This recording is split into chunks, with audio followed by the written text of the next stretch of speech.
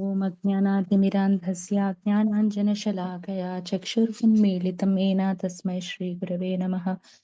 श्रीचैतन्यमनोभीष्टं स्थापितं येन भूतले स्वयं रूपा कदा मह्यं ददाति स्वापदान्तिकं।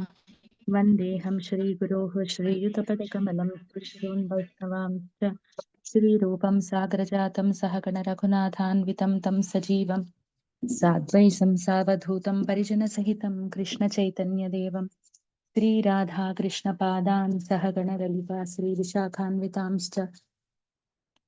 हे कृष्णा करुणा सिन्धो दीनबन्धो जगत्पते गोपेश गोपिकान्ता राधाकान्ता नमोऽस्तुते।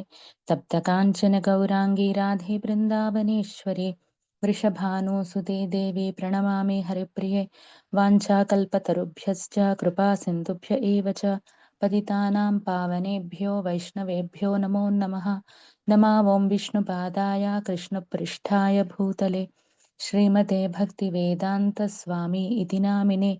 नमस्ते सरस्वते देवे गौरवाणी प्रचारिणे निर्विशेष शून्यवादी पाश्चात्यदेशतारिणे। जय श्री कृष्ण चैतन्य प्रभु नित्यानंद श्री अद्वैत गदाधर श्रीवासादि गौरभक्तवृंद। हरे कृष्ण कृष्ण कृष्ण हरे हरे, हरे राम राम राम हरे हरे, हरे कृष्ण कृष्ण कृष्ण हरे हरे, हरे राम राम राम हरे हरे, हरे कृष्ण कृष्ण कृष्ण हरे हरे, हरे राम राम राम हरे हरे। मूकं करोति वाचालं पंगुं लंघायते गिरिं यत्कृपातमहं वन्दे श्रीगुरुं दीनतारिणं परमानन्दमाधवं श्रीचैतन्यमीश्वरम्। नारायणं नमस्कृत्य नरं चैव नरोत्तमं देवीं सरस्वतीं व्यासं ततो जयमुदीरयेत्। नष्टप्रायेषु अभद्रेषु नित्यं भागवतसेवया भगवतीमुत्तमश्लोके भक्तिर्भवति नैष्ठिकीं। कृष्णाय वासुदेवाय देवकीनन्दनाय च नन्दगोपकुमाराय गोविन्दाय नमो नमः। नमः पङ्कजनाभाय नमः पङ्कजमालिनि नमः पङ्कजनेत्राय नमस्ते पङ्कजाङ्घ्रये। ॐ नमो भगवते वासुदेवाय, ॐ नमो भगवते वासुदेवाय, ॐ नमो भगवते वासुदेवाय। హరే కృష్ణ మాతాజీ సంగత్ ప్రణామ్. దాదాపు 10 నిమిషాలు ఆలస్యమైంది, క్షమించండి. సో ఇవాళ మనము భాగవతములో 4వ స్కందము 24వ అధ్యాయంలో 65వ శ్లోకం చదువుకుంటున్నాం. 4th canto 24th chapter 65th శ్లోక. ఈ ఒక శ్లోక అనుమతి ఇచ్చారు చెప్పమని.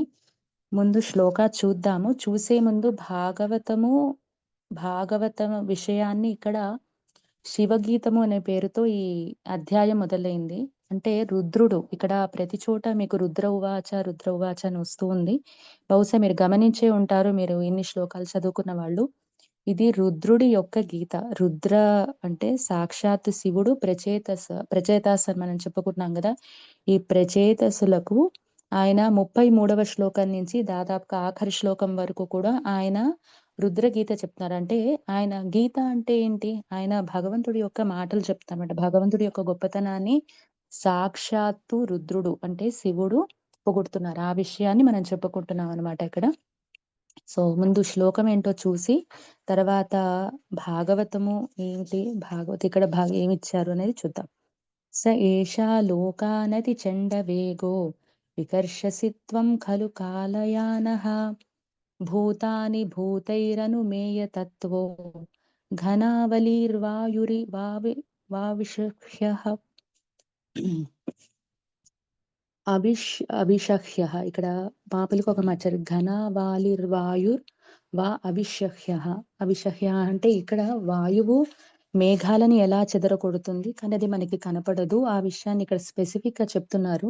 ఎందుకంటే ఇక్కడ ఈ విషయాన్ని ఇక్కడ ఇవ్వటము అనంటే, మనకి దాదాపుగా చాలా విషయాలు కనపడవు. కనపడని వాటి గురించి ఇక్కడ ఈ శ్లోకంలో ప్రత్యేకంగా ఇవ్వబడింది. భగవంతుడు కనపడవు, కాలము కనపడదు, వాయువు కూడా కనపడదు. అంటే వాయువు ఒకటి మనము ఏదైతే హరే కృష్ణ శిల ప్రభుపాద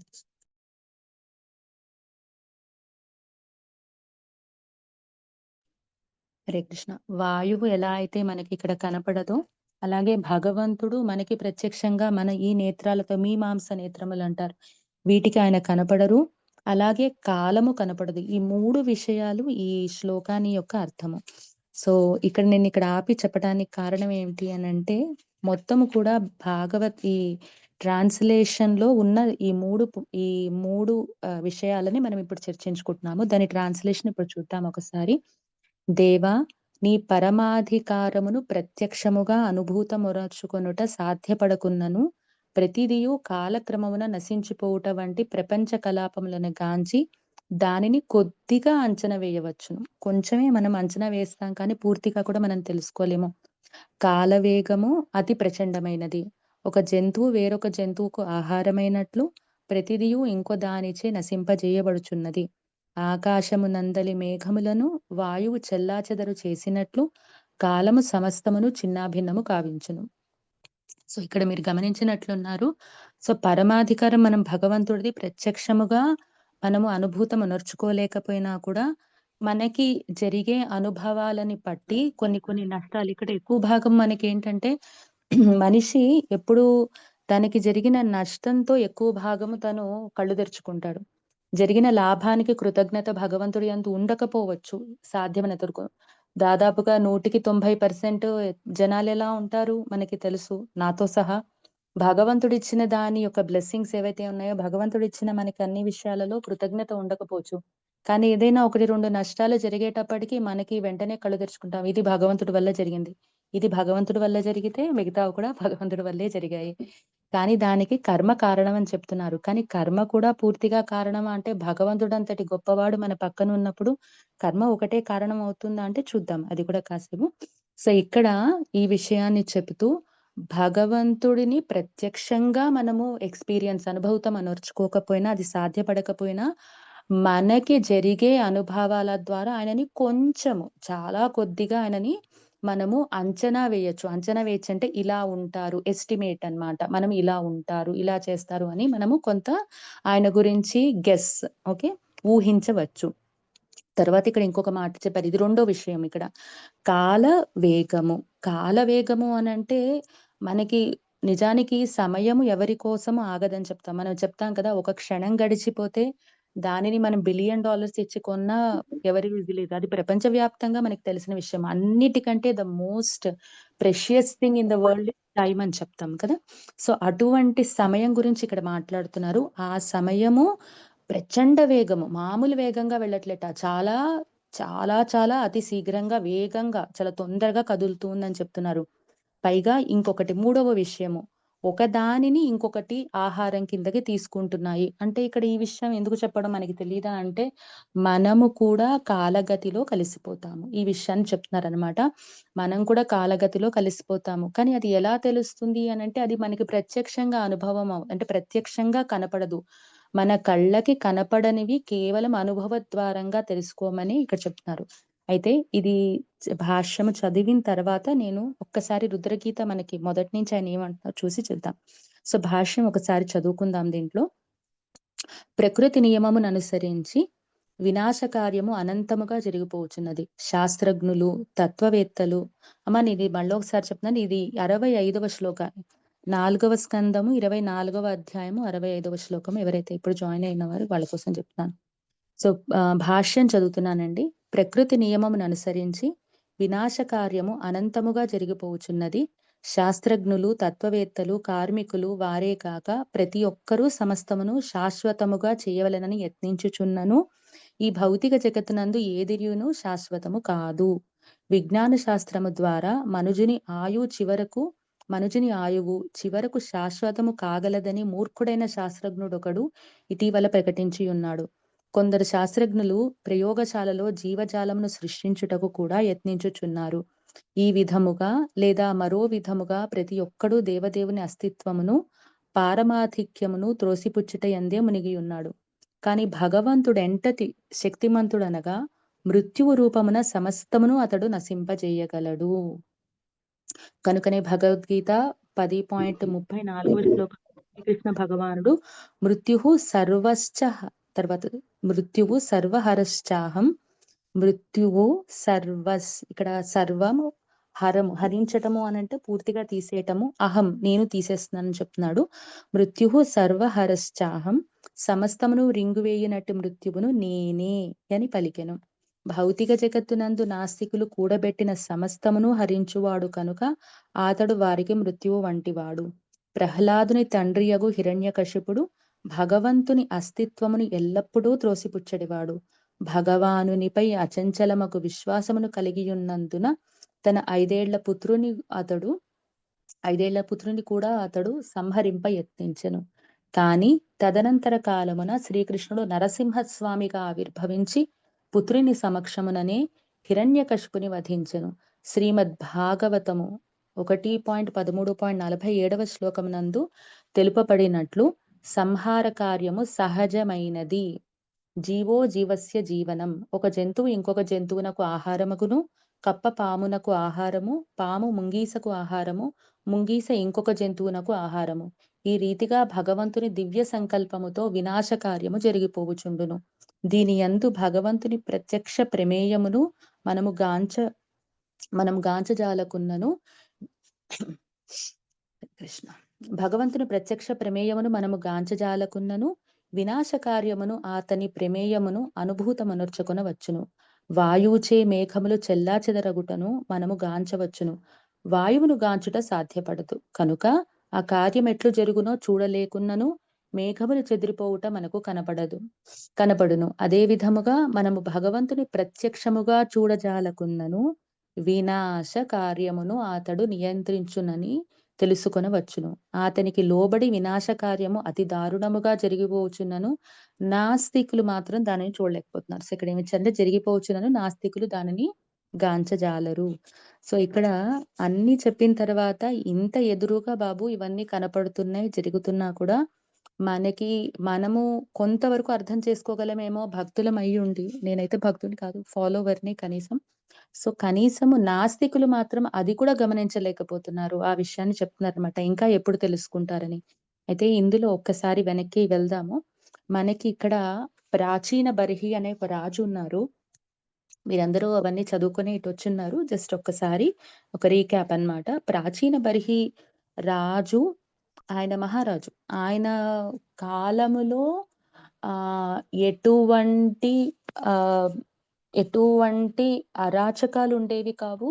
తర్వాత ఆహ్, అదే క్షామము అంటే ఎటువంటి కరువు కాటకాలు అలా ఉండేవి కావు. దొంగల బెడద ఇలాంటివి లేవు. అవి అరాచకాలు.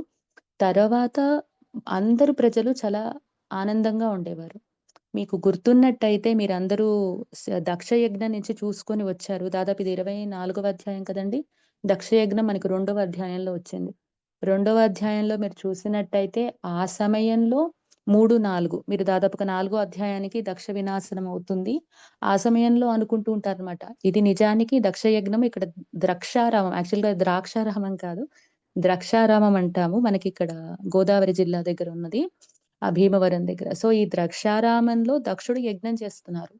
ఆ సమయంలో ఆహ్, వీళ్ళందరూ దక్షుడి దగ్గరికి రావడం ఇదంతా వినాశం అదంతా జరిగింది. ఇక్కడ వినాశము అనే మాట నేనిక్కడికి తీసుకొచ్చిన కారణం ఏంటంటే, దర్పమున్న ప్రతివాడు కూడా అటువంటి వినాశనానికే గురి అవుతాడు. నేను గొప్ప అన్న విషయము. ఇక్కడ దక్షుడు ఆ పని చేశారు. అలాగే మళ్ళా మీరు చూసినట్టయితే ధ్రువుడు దగ్గరకొచ్చింది. తర్వాత కొన్ని 2, 3 చాప్టర్స్ తర్వాత 2, 3 అధ్యాయాల తర్వాత మళ్ళీ మీరు ధ్రువ చరిత్ర చూస్తారు. 4గవ స్కందంలోనే మనం మాట్లాడుకుంటున్నాం ఇదంతా కూడా. తర్వాత మీరు ధ్రువ చరిత్రలో కూడా అక్కడ సురుచి, ధ్రువుడి యొక్క సవతి తల్లి అన్నమాట. సునీతి వాళ్ళ కన్న తల్లి సురుచి. ఆయనెవరు మళ్ళీ స్వయంభువ మనువు యొక్క స్వయంభువ మనువు యొక్క సంతతిలో ప్రసూతి మూడవ అమ్మాయి. ఆ ప్రసూతి యొక్క భర్తనే దక్షుడు. తన యందు జరిగిన ఒక విషయం ఇది.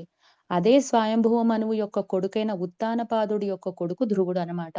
ఈ ధ్రువుడికి సవతి తల్లి అంటే ఉత్తానపాదుడి యొక్క రెండో భార్య సురుచి, తను కూడా అంతే దర్పంతో ఉంటుంది. నేను చాలా గొప్ప ఇది అనేసి. కానీ మీరు తర్వాత ఆవిడ యొక్క గతిని చూస్తే ధ్రువుడిని చిన్న పిల్లాడిని అవమానపరిచింది. కానీ దాని వల్ల మేలే జరిగింది అయినా కూడా ఆ తల్లి తర్వాత అగ్నిలో ఇదైపోతుంది. ఆహుతైపోతుంది. తర్వాత అంటే తన కొడుకైన ఉత్తముడిని యక్షులు చంపేశారని అవన్నీ మీరు చదువుకొనొచ్చారు. కాబట్టి దాని వివరం నేను పూర్తిగా ఇవ్వను. కాలగతిలో ఎప్పుడైనా నేను ఇంత గొప్ప అన్న విషయాన్ని ఎప్పుడు కూడా ఇది ఉంటుంది. ఇది ఒక్కటి మనము గమనిస్తూ ఉన్నట్టయితే, మనకి భాగవతం అంతా కూడా అదే చెప్తుంది. ఇందులో ఏ విషయంలో మనం గొప్ప, ఏ విషయంలో మనం గొప్ప కాదు. అందుకనే ఇక్కడ దేవా నీ పరమాధికారము, నువ్వే పరమ అధికారుడివై ఉన్నావు. నాకన్నా ఒక గొప్ప బాస్ ఉన్నాడనుకోండి. నాకన్నా పైన వాడొకడున్నాడు. వాడికన్నా నేనెప్పుడు గొప్ప అనుకోను. వాడికి సబార్డినేట్‌గా నేను వాడి కిందే పని చేస్తూ ఉంటాను. భగవంతుడు అన్నిటికన్నా ఉత్తమమైన వాడు. ఎంత ఉన్నతమైన వాడు, ఎంత అధికారి అయినా అంత పరమ దయాళువు. మళ్ళీ ఆ విషయాన్ని అదే ధ్రువ చరిత్రలో భగవంతుడు ప్రత్యక్షమవుతారు కేవలం 6 నెలలకే. మళ్ళీ అదే విషయంలో ద్రక్షుడికి మనకేదైతే దక్షుడిలా చేసిన విషయంలో మళ్ళీ శివుడు తనకి దయాళువై తనని రక్షిస్తారు. మళ్ళీ తనకేదో మేకతలను అతికించి మళ్ళీ తనని జీవనం కొనసాగించేటట్టు చేస్తారు. వీళ్ళు అలాగే మళ్ళీ సతీదేవి పునరాగమనంగా మళ్ళీ పార్వతీదేవి కిందకొస్తుంది. తనది ఇది జరుగుతుంది. అదే ప్రాచీన బర్హికి తను ఇబ్బంది ఇంకోటి ప్రాచీన బర్హి కూడా గొప్పగా ఆయనున్నారు. మళ్ళా అలాగే మీరు ప్రచేతసులకి కూడా భగవంతుడు అనేక విషయాలలో ఆయనకు తోడ్పడతారు. మీరు చూసినట్టయితే ఇదంతా కూడా ప్రాచీన బర్హి అనే రాజు కాలంలో జరిగిన విషయమే. అందులోనే మనం చాలా విషయాలు నేర్చుకోవచ్చనమాట. ఇక్కడ అధికారం అనే విషయాన్ని చూపిస్తున్నాం. ఇక్కడ నేను ఒక విషయాన్ని చెప్తాను. భగవంతుడి యొక్క ఆజ్ఞని మించి ఇంకెవరు ఏం చేయలేరు.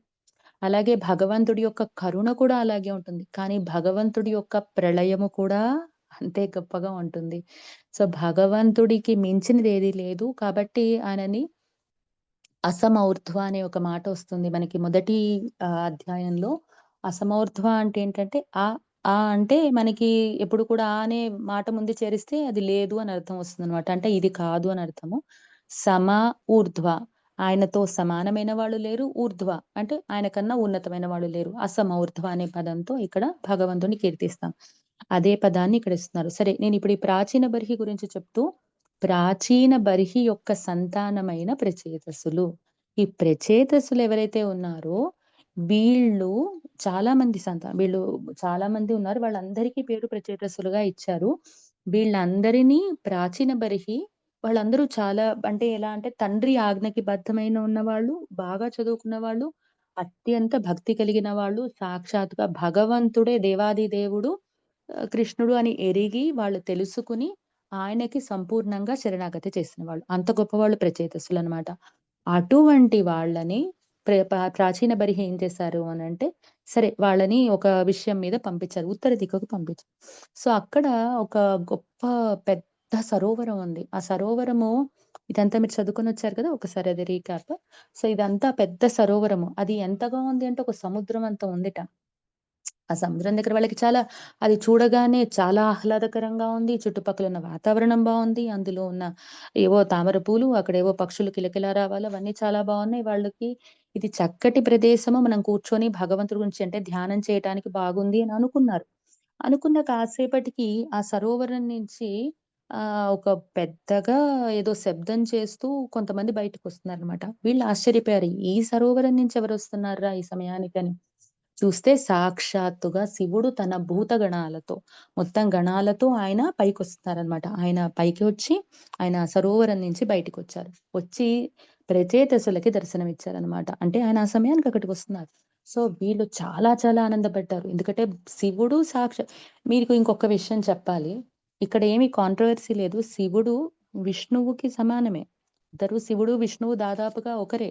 దాంట్లో ఇది లేదు. నేను చెప్పింది కాదు. శాస్త్రవాక్యం చెప్తున్నాను.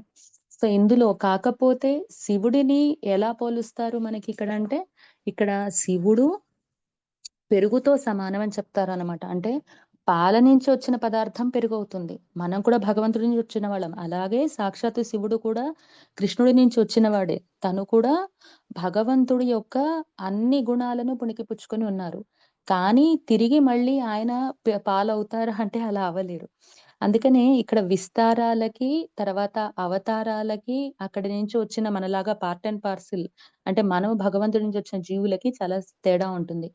బ్రహ్మని మనము శివుడితో పోల్చలేము. శివుడి యొక్క స్థానము చాలా ఉన్నతమైనది. సదాశివుడు ఎప్పుడు గొప్పవాడే. అయితే ఈ విషయంలో మీరు సరిగ్గా చూసినట్టయితే, ఇక్కడ శివుడికి దాదాపుగా భగవంతుడికి విష్ణుమూర్తికున్న లక్షణాలన్నీ పోలుస్తున్నా కూడా మనం ఎలా చెప్పుకుంటాం? నేను ఈ యొక్క చిన్న విషయాన్ని చెప్తున్నాను. ఎందుకంటే తర్వాత రుద్రగీత శివుడే చెప్తారు. ఆ విషయాన్ని చెప్తూ ఇక్కడ ఈ విషయం తెలుసుకోవాలి. కృష్ణుడికి మనకి 100% సంపూర్ణమైన లక్షణాలు కలిగిన వాడనమాట. అంటే ఇది లేదు అనేది లేదు. అలా అయితే మరి అదే లక్షణాలు విష్ణుమూర్తికి పోలిస్తే 92% ఉన్నాయని చెప్తామనమాట. అదే శివుడికి వస్తే 85% అంటే 85% కృష్ణుడికి కలిగిన లక్షణాలన్నీ కలిగిన వాడు. కాబట్టి శివుడు అటు జీవుడు కాదు. ఆయన చాలా గొప్పవాడు. అటువంటి వాడే తనేంటంటే ఎప్పుడు కూడా భగవంతుడి నుంచి వచ్చిన వాడు కాబట్టి భగవంతుడితో అన్ని గుణాలు కలిగి ఉన్న ఎందుకంటే తండ్రికి ఉన్న పోలికలు కుమారుడికొస్తాయి, కొడుకుకొస్తాయి. కానీ తండ్రి, కొడుకు ఒకళ్ళేనా అంటే కాదు. వాళ్ళ లక్షణాలు వేరుంటాయి. అలాగే శివుడి యొక్క లక్షణాలు అమోఘమైన లక్షణాలు భగవంతుడి నుంచి వచ్చిన పుణికిపుచ్చుకున్న లక్షణాలన్నీ ఉన్నాయి.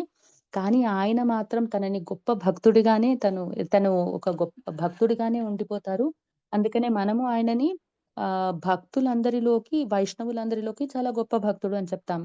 నిమ్నగానాం యథా గంగా దేవానాం అచ్యుతో యథా వైష్ణవానాం యథా శంభుః పురాణానాం ఇదం తథా. ఈ 4 విషయాలలో మనకి భాగవతం యొక్క గొప్పతనము, గంగ యొక్క గొప్పతనము, అచ్యుతుడు అంటే సాక్షాత్తు కృష్ణుడికి చేసిన పూజ, ఆయనకి చేసిన పూజనే పూజ. ఆయనకి చేసిన భగవంతుడి యొక్క నమస్కారమే గొప్పది అని చెబుతూ, వీటన్నిట్లో ఇవన్నీ ఎంత గొప్పవో వైష్ణవులందరిలోకి కూడా శివుడు అంతటి గొప్పవాడని చెప్తున్నారు. అటువంటి శివుడు వచ్చారు. ఇప్పుడు ఎప్పుడైతే సాక్షాత్తుగా అటువంటి భగవంతుడితో సమానం అన్నమాట వైష్ణవుడు. ఎందుకంటే ఆయన కన్నా ఉన్నతమైన వైష్ణవులు ఎవరు లేరు కూడా చెప్పాలంటే. సో, కాబట్టి అటువంటి వైష్ణవుడు ఎప్పుడైతే ఆ సరోవరం నుంచి తన గణాలతో వచ్చారన్నమాట. వచ్చేటప్పటికి ప్రచేతసులకి మహదానందం పడింది. మహదానందంగా ఎందుకు కలిగింది అనంటే సాక్షాత్తుగా తను వాళ్ళని భగవంతుడిని చూసిన వాళ్ళే అనుకున్న స్థితిలో వాళ్ళు వచ్చేసారన్నమాట. వాళ్ళందరూ ఆయనకి నమస్కరించి, వాళ్ళు ఆయనకి నమస్కరించి చాలా ఆయనకి స్తోత్రం చేశారు. ఎందుకంటే మనం కూడా చూసుకోవాలి నిజానికి వైష్ణవులు మనలాగే తిరుగుతూ కాళ్ళు చేతులు ఉంటూ మనలాగే మాట్లాడుతూ చేస్తూ ఉన్నా కూడా వాళ్ళ యొక్క భక్తి స్థానం మనం గుర్తుపట్టలేం. చూడ్డానికి అందరూ ఒకటేలాగా ఉన్నా కూడా దేవుడికే తెలుస్తుంది ఆ భక్తి ఒకటి. సో, భగవంతుడు నిజానికి ఇక్కడ వీళ్ళందరూ కేవలం ప్రచేతసులు మాత్రమే భగవంతుడైన రుద్రుడిని వాళ్ళు గుర్తుపట్టగలిగారు. ఎందుకు గుర్తుపట్టగలిగారు? వీళ్ళు కూడా భగవంతుడికి అంతటి శరణాగతి అయ్యున్నారు కాబట్టి. ఈ విషయం కొంచెం బాగా చూసుకోవాలి. ఎవరైతే భగవంతుడి యొక్క లక్షణాలను తెలుసుకొని భగవంతుడికి పూర్తిగా శరణాగతి అవుతారో, అటువంటి వాళ్ళు మాత్రమే భక్తుల యొక్క గొప్పతనం తెలుసుకోలేరు. ఎవరైతే భక్తులకి సేవ చేసి భక్తుల యొక్క వైష్ణవుల యొక్క గొప్పతనాన్ని తెలుసుకుంటారో అటువంటి వాళ్ళు మాత్రమే భగవంతుడిని తెలుసుకోగలరు. ఇది ఎప్పుడు కూడా పరస్పరం మ్యూచువల్‌గా ఉంటాయన్నమాట. ఈ విషయాన్ని ఇక్కడ చెప్తున్నారు. ఈ విషయం ఇక్కడ చెప్పడానికి కారణము రుద్రుడు ప్రచేతసులకి వచ్చి కనపడి వాళ్ళకి ఎటువంటి ఆశీర్వాదం ఇచ్చారు అనంటే, వాళ్ళకి భగవంతుడి యొక్క గొప్పతనాన్ని చెప్తున్నారు. అదే విషయం ఇప్పుడు మీకిక్కడ కొనసాగుతుంది. సో, అందుకే ఇదంతా కూడా నడుస్తోంది. సో, అటువంటి రుద్రుడు ఇప్పుడు ప్రచేతసులకి భగవంతుడి యొక్క ఉన్నత స్థానం, భగవంతుడు ఎటువంటి వాడు అనేది శివుడే చెప్తున్నారు. కృష్ణుడి గురించి చెప్తున్నారనమాట. సో, ఇది 33వ శ్లోకం నుంచి మీకొచ్చింది. 33వ శ్లోకం నుంచి పూర్తిగా ఈ చాప్టర్ మొత్తం కూడా శివుడు భగవంతుడిని పొగడటం ఎంత అమోఘంగా పొగిడారంటే మీరు అన్ని విషయాలు మీరు చూసే ఉన్నారు. అందులో భాగంగా ఇవాళ 65వ శ్లోకంలో మనం చూసాము. ఇప్పుడు అసలు క్లాస్‌కొచ్చాము. సో, ఇందులో మొట్టమొదటిది కృష్ణుడు పరమాధికారి ప్రత్యక్షముగా మనకి చాలా విషయాలు ప్రత్యక్షంగా కనపడవు. పరోక్షంగా అంటే ప్రత్యక్షము అనంటే ఎదురుగా కనపడ్డం. అందుకనే మనకి శాస్త్రాన్ని చదువుకునేటప్పుడు ఎప్పుడు కూడా మనకి కళ్ళకి కనపడేదాన్ని నమ్మడము అనేది లేదు. మనకిక్కడ ప్రమాణాలు చాలా ఉన్నాయి. సరే మీ అందరికీ తెలుసు ప్రత్యక్ష ప్రమాణం, శబ్ద ప్రమాణం, అనుమాన ప్రమాణం.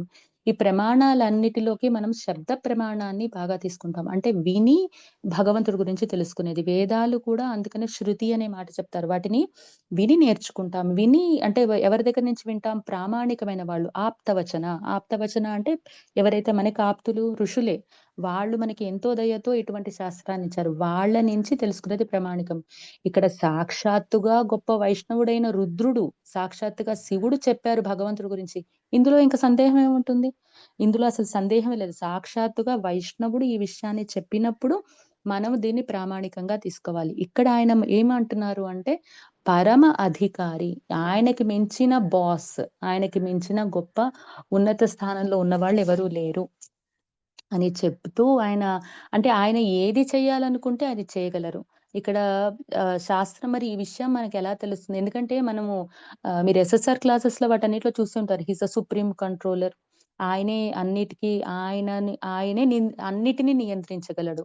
అలాగే ఇక్కడ మనకి ఒక మీరు ఒక విషయంలో గమనించుంటారు. 3 విషయాలు భగవంతుడి గురించి చెప్తూ ఉంటారు. చాలా విషయాలున్నాయి. భగవంతుడు 5 విషయాలు గొప్పవాడు. He is the supreme controller, supreme enjoyer, supreme source, he is the cause of all causes. మీరివన్నీ చూసుంటారు. ఆయనే అన్ని కారణాలకు కారణుడు ఆయనే. ఆయనే అన్నీ నియంత్రించేవాడు. ఆయన నుంచి అన్నీ ఉద్భవించాయి.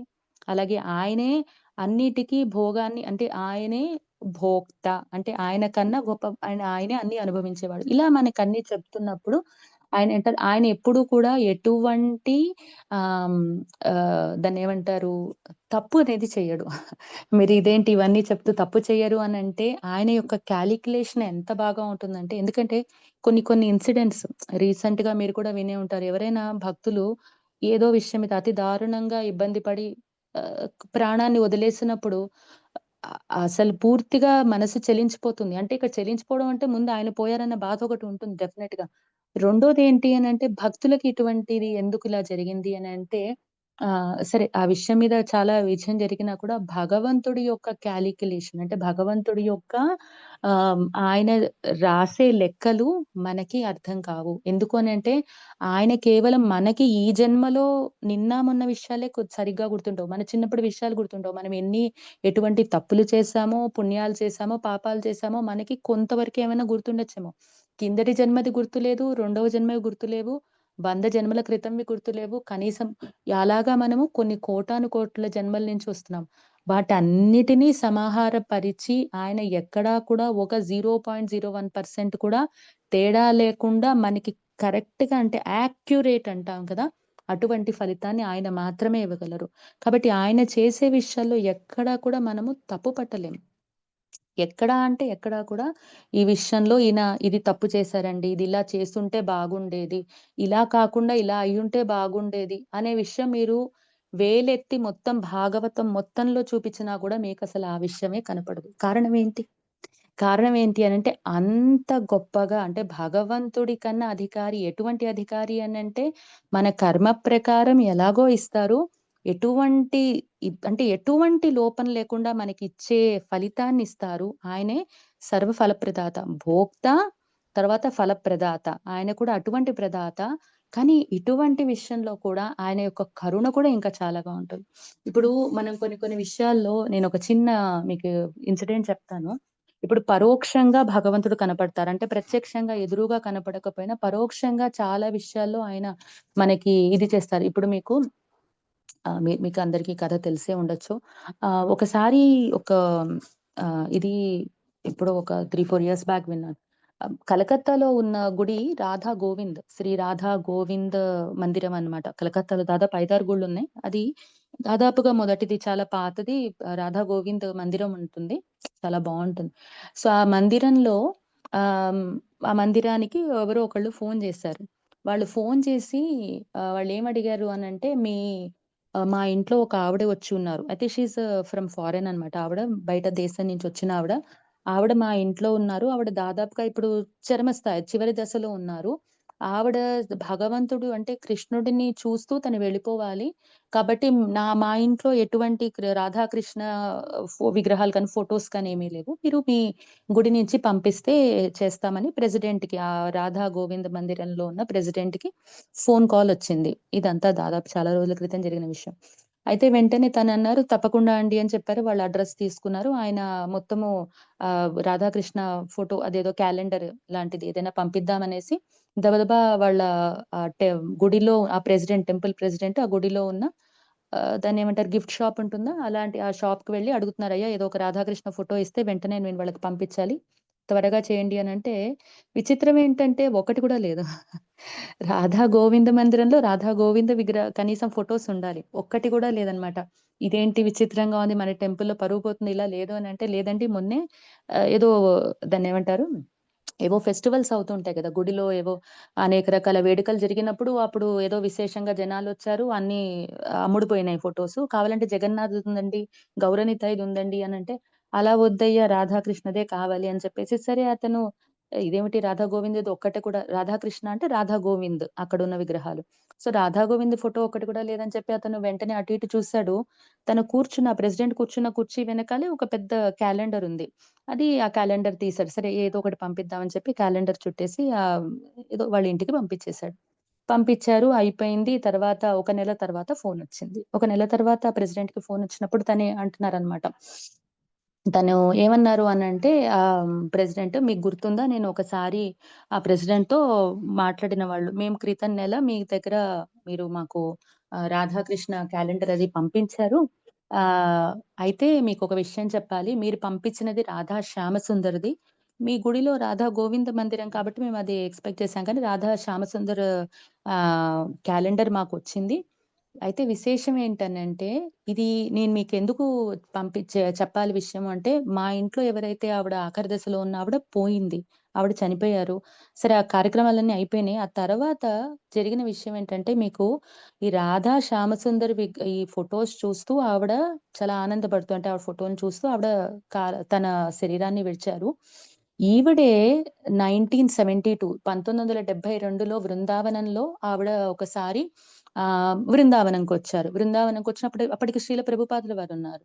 సో, బృందావనంలో మన ఈ ఏదైతే ఇప్పుడు మీరు చూస్తున్నారో రాధా శ్యామసుందర విగ్రహాలుంటాయి గదా! మనం కృష్ణ బలరాం టెంపుల్ అంటాం ఇప్పటికి ఇస్కాన్ బృందావన్‌లో. అక్కడ రాధా శ్యామసుందర్ విగ్రహాలని అప్పుడు వాళ్ళు ప్రతిష్ఠ చేయాలనే ఆలోచనలో ఉన్నారు. అయితే ఎవరు దీనికి అంటే దానికి కావాల్సిన ధన సహాయం అన్నమాట. ఎవరైనా చేస్తారా అని చూస్తున్నారు. అదే సమయంలో ఈ పెద్దావిడ ఇప్పుడు మా ఇంట్లో ఎవరైతే పోయారో, ఆ సమయానికి ఆవిడ అక్కడున్నారనమాట. అక్కడుండి ఆవిడ తను చెప్పిందనమాట ప్రభుపాదతో నేనేదైనా సహాయం చేయగలనా అంటే వెంటనే ప్రభుపాదుల వారన్నారు, "మీరు రాధా శ్యామసుందరి యొక్క విగ్రహాలని మీరు స్పాన్సర్ చేయండి. మేము దానితో ఆవిడ ప్రతిష్ఠ చేస్తామంటే" ఆవిడ వెంటనే చెక్ రాసిచ్చేసింది. దానికి తగ్గ ధనాన్ని అందింది. వాళ్ళు వెంటనే విగ్రహ ప్రతిష్ఠ చేశారు. చాలా ఆనందపడ్డారు. ఇది ఎప్పుడు 1972లో జరిగింది. ఇది ఇప్పుడు నేను చెప్పే విషయం దాదాపుగా 2000 మొదట్లో అన్నమాట. ఈ సమయంలో ఎన్నో ఏళ్ళు గడిచిపోయినాయి. ఎన్నో ఏళ్ళు గడిచిపోయినాయి. ఇప్పుడు ఈవిడ మళ్ళీ కలకత్తాకొచ్చి తన ప్రాణము విడిచే సమయానికి కలకత్తాలో ఉన్నారు. ఈ కలకత్తాలో కూడా రాధా గోవింద మందిరం నుంచి ఒక్క రాధా గోవింద మందిర విగ్రహాలు కానీ, అంటే ఫోటోస్ కానీ ఏమీ లేవు. మళ్ళీ మీ కుర్చీ వెనకాల నుంచి మీరేదైతే పంపించారని చెప్తున్నారో అదే రాధా శ్యామసుందరి విగ్రహాల యొక్క ఏదైతే స్పాన్సర్ చేశారో అదే విగ్రహాల ఫోటో ఈవిడ దగ్గరకొచ్చింది. భగవంతుడు అటువంటి ఏర్పాటు చేశారు. ఆ విగ్రహాలు తనేదైతే స్పాన్సర్ చేసిందో, భగవంతుడు తను గుర్తుపెట్టుకున్నారన్నమాట కృతజ్ఞతాపూర్వకంగా. అయ్యా! నువ్వు నాకు అందించావో ఈ చిన్న సేవ, అదే నీ ఆ విగ్రహ రూపంలోనే నీకు నచ్చినవి, అదే రూపంలో నీకు నేను ఎదురుగా కనపడుతున్నాను. నన్ను చూస్తూ ఆవిడని చూస్తూ ఆవిడ ప్రాణాలు విడిచింది. సో, భగవంతుడి యొక్క కాలిక్యులేషన్ ఎలా ఉంటుందనంటే, ఎక్కడా కూడా ఆయన ఏ విషయంలో అంటే ఇది కాలిక్యులేషన్‌లో మీకు పూర్తిగా కనపడకపోవచ్చు. విగ్రహ రూపంలో ఆయన పరోక్షంగా ఉన్నారు. ఆ విగ్రహాలు ఏమి మనకేవో బొమ్మలని పక్కన ఇవున్నాయి కదా! అటువంటివి కావు. విగ్రహాలు సాక్షాత్తుగా భగవంతుడే. అటువంటి విగ్రహాల రూపంలోనే ఈవిడకి దర్శనమిచ్చారు. ఆఖరి సమయంలో భగవంతుడు ఆవిడని తన ధామానికి తీసుకొని వెళ్ళిపోయారు. ఆయన లెక్క అంత కరెక్ట్‌గా ఉంటుంది. ఇక్కడ ఎందుకు అనంటే ఆయన పరమాధికారి. ఆయనకి మించిన ఇది. అందుకనే ఈయన ఈ తప్పు ఇలా చేసుంటే బావుండేది, అలా చేసుంటే బావుండేదని మనం చెప్పలేము ఆయనకి అన్నమాట చాలా విషయాల్లో. అండ్ ఇంకొకటి ఏంటి అనంటే ఆయనని ఆయన హ్మ్, ఆయన కన్నా మనల్ని ప్రేమించేవాళ్ళెవరు లేరు. ఇక్కడ నేను కొన్ని విషయాలు చెప్తాను. ఇక్కడ శాస్త్రంలో మనకి భగవంతుడు కనపడకపోయినా పరోక్షంగా ఉన్నారు అంటే మీకు మొట్టమొదట నేను చెప్పేది విగ్రహాల రూపం. ఓకేనా? మీకు ఇంకొక చాలా విషయాలున్నాయి. నేనిక్కడ అవన్నీ మీకు షేర్ చేయలేకపోతానేమో. సో, నిజానికి భగవంతుడు మహావిష్ణువు రూపంలో వస్తారు. మహావిష్ణువు రూపంలో ఎలా వస్తారు అనంటే, సరే నేను ఇంత పెద్దగా మీకు కాలిక్యులేషన్ ఇవ్వకపోయినా కూడా, నిజానికి భగవంతుడు మనని ఇక్కడ ఎప్పుడైతే మనం ఆయనని కాదనుకొనొచ్చామో, ఆయనేం చేశారు మనము ఆయనని కాదనుకొనొచ్చినా కూడా ఎక్కడో అక్కడ మనకి స్థానాన్నివ్వటం కోసం ఆయన ఈ భౌతిక సృష్టిని సృష్టించారు. ఆ సృష్టించేటప్పుడు కూడా భగవంతుడిని మనం వద్దనుకున్నాం కాబట్టి ఆయన తన విస్తారము చతుర్వ్యూహం రూపంలో అంటే వాసుదేవ, సంకర్షణ, ప్రద్యుమ్న, అనిరుద్ధ. ఆయన బలరాముడి రూపము అంటే సంకర్షణ రూపం అన్నమాట. దానిని మూల సంకర్షణము అంటామన్నమాట. ఆ మూల సంకర్షణ రూపంలో ఆయన మొదలుపెట్టి ఆ సంకర్షణుడు నారాయణుడి కిందకొచ్చి ఆ నారాయణుడే మళ్ళీ మహాసంకర్షణ రూపమైన మహావిష్ణువు రూపం అన్నమాట. సో, మహావిష్ణువుగా ఆయనే కారణోదక సాయి విష్ణువు. ఈ కారణోదక సాయి విష్ణువు నుంచే అనంత కోటి బ్రహ్మాండాలొచ్చాయి. ఆయన నుంచి పూర్తిగా అన్నీ వచ్చాయి.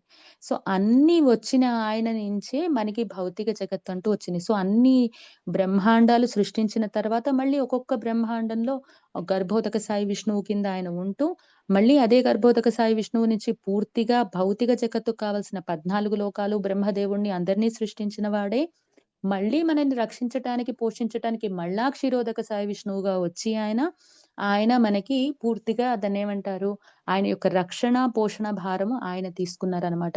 ఇప్పుడు భగవంతుడు ఆయన మనకి ఎన్ని రకాలుగా మనని రక్షిస్తూ, పోషిస్తూ ఉన్నారో, ఆయన యొక్క ఆయన యొక్క సుప్రీమసీ ఆయన యొక్క అధికారం అంటే ఆయన అధికారం ఎలా ఉంటుంది అనంటే, ఇన్ని విషయాల్లో మీరేదైతే చూస్తున్నారో, శాస్త్రంలో మీరు చెప్తారనమాట. ఇది కేవలం మెటీరియల్ క్రియేషన్‌లోనే ఆయన ఎంతైనా చేయగలరు మన కోసము. ఆయన ఎన్ని అవతారాలైనా తీసుకోగలరు. ఒక చిన్న భక్తులు చిన్న సేవ చేస్తే ఇలాగా వచ్చి మళ్ళీ ఆఖరి సమయంలో ఆయన కనపడగలరు. తర్వాత ఆయనే చెప్తున్నారు. అహం సర్వస్య ప్రభవః, అహం బీజప్రద పిత. తర్వాత మనకి భాగవతంలో ఒకటుంటుంది. అహం ఆదిర్దేవానాం. నేనే ఆది దేవుడిని. నాకన్నా మించిన వాళ్ళు లేరు.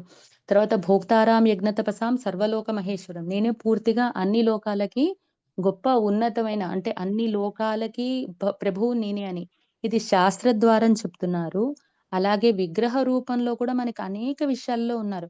మీరు భగవంతుడి యొక్క విగ్రహ రూపము మనకి ఆహ్, పరోక్ష రూపము. అంటే ప్రత్యక్షంగా భగవంతుడు కనబడట్లేదు. భగవంతుడు కనపడకపోగా పరోక్ష రూపంలో అంటే మనకి అనుభవపూర్వకంగా ఇందాక నేను చూపిచ్చాను. ఇందాక మనం ఒక చిన్న కథ చెప్పుకున్నాం. ఆయన కేవలము ఆ మాతాజీకి నేను నీ దగ్గరే ఉన్నానని అనుభవాలు ఎలా ఇచ్చారు? ఆవిడ స్పాన్సర్ చేసిన విగ్రహాల రూపంలోనే ఆయన చివరి దశలో ఆవిడకి ప్రత్యక్షమై కనపడ్డారనమాట. అంటే భగవంతుడిగా ఆవిడని తీసుకొని వెళ్లారు. అలాగే మీకు విగ్రహ రూపంలో మీకు అనేక రకాల విషయాలున్నాయి. మీకు ఆహ్ అదెక్కడ వస్తుంది మీకు జైపూర్‌లో అనుకుంటాను. రాజస్థాన్. జైపూర్‌లో మీకు ఈ విగ్రహాలున్నాయి. మన రాధా గోవిందదేవ్. రాధా గోవిందదేవ్ అది కూడా. రాధా గోవిందదేవ్ యొక్క విశేషం మీ అందరికి తెలిసే ఉంటుంది కదా! అందులో ఆయన చేతికి మన గడియారం పెట్టుకుంటారు. చేతికి రిస్ట్ వాచ్ అన్నమాట. ఆ రిస్ట్ వాచ్ ఎలా పనిచేస్తుంది అనంటే కేవలము ఒక బ్రిటిష్ అతను ఒక వాచ్‌ని బహూకరించారు. దాని వెనకాల కథంతా నేను పూర్తిగా మీ అందరికీ తెలిసిన కథే. పూర్తిగా నేను చెప్పకపోయినా కూడా మీకు భగవంతుడి యొక్క ఉన్నారు, ఉనికి అనే అనుభవం పరోక్ష రూపంలో ప్రత్యక్షంగా కాకుండా ఉన్న విషయం ఇది మనం తీసుకోవచ్చు. భగవంతుడి చేతిలో ఏదైతే ఆయనకి ఒక వాచ్‌ని గడియారం చేతి గడియారము ఎవరో ఒక అతను ఇచ్చారనమాట. బ్రిటిష్ అతను మీ భగవంతుడు నిజంగా గొప్పవాడేనా? అదేనా అని ఏదో చిన్న చర్చ మీద అనుకోవచ్చు. సో, అటువంటి ఆ సమయంలో అది ఎలా పనిచేస్తుంది అనంటే, ఏదైతే మన చేతికి నాడి ఉంటుందో, పల్స్ కదా! అది ఏమవుతుంటుంది ఎప్పుడు కూడా మనకు హార్ట్ బీట్ ఇస్తుంటది.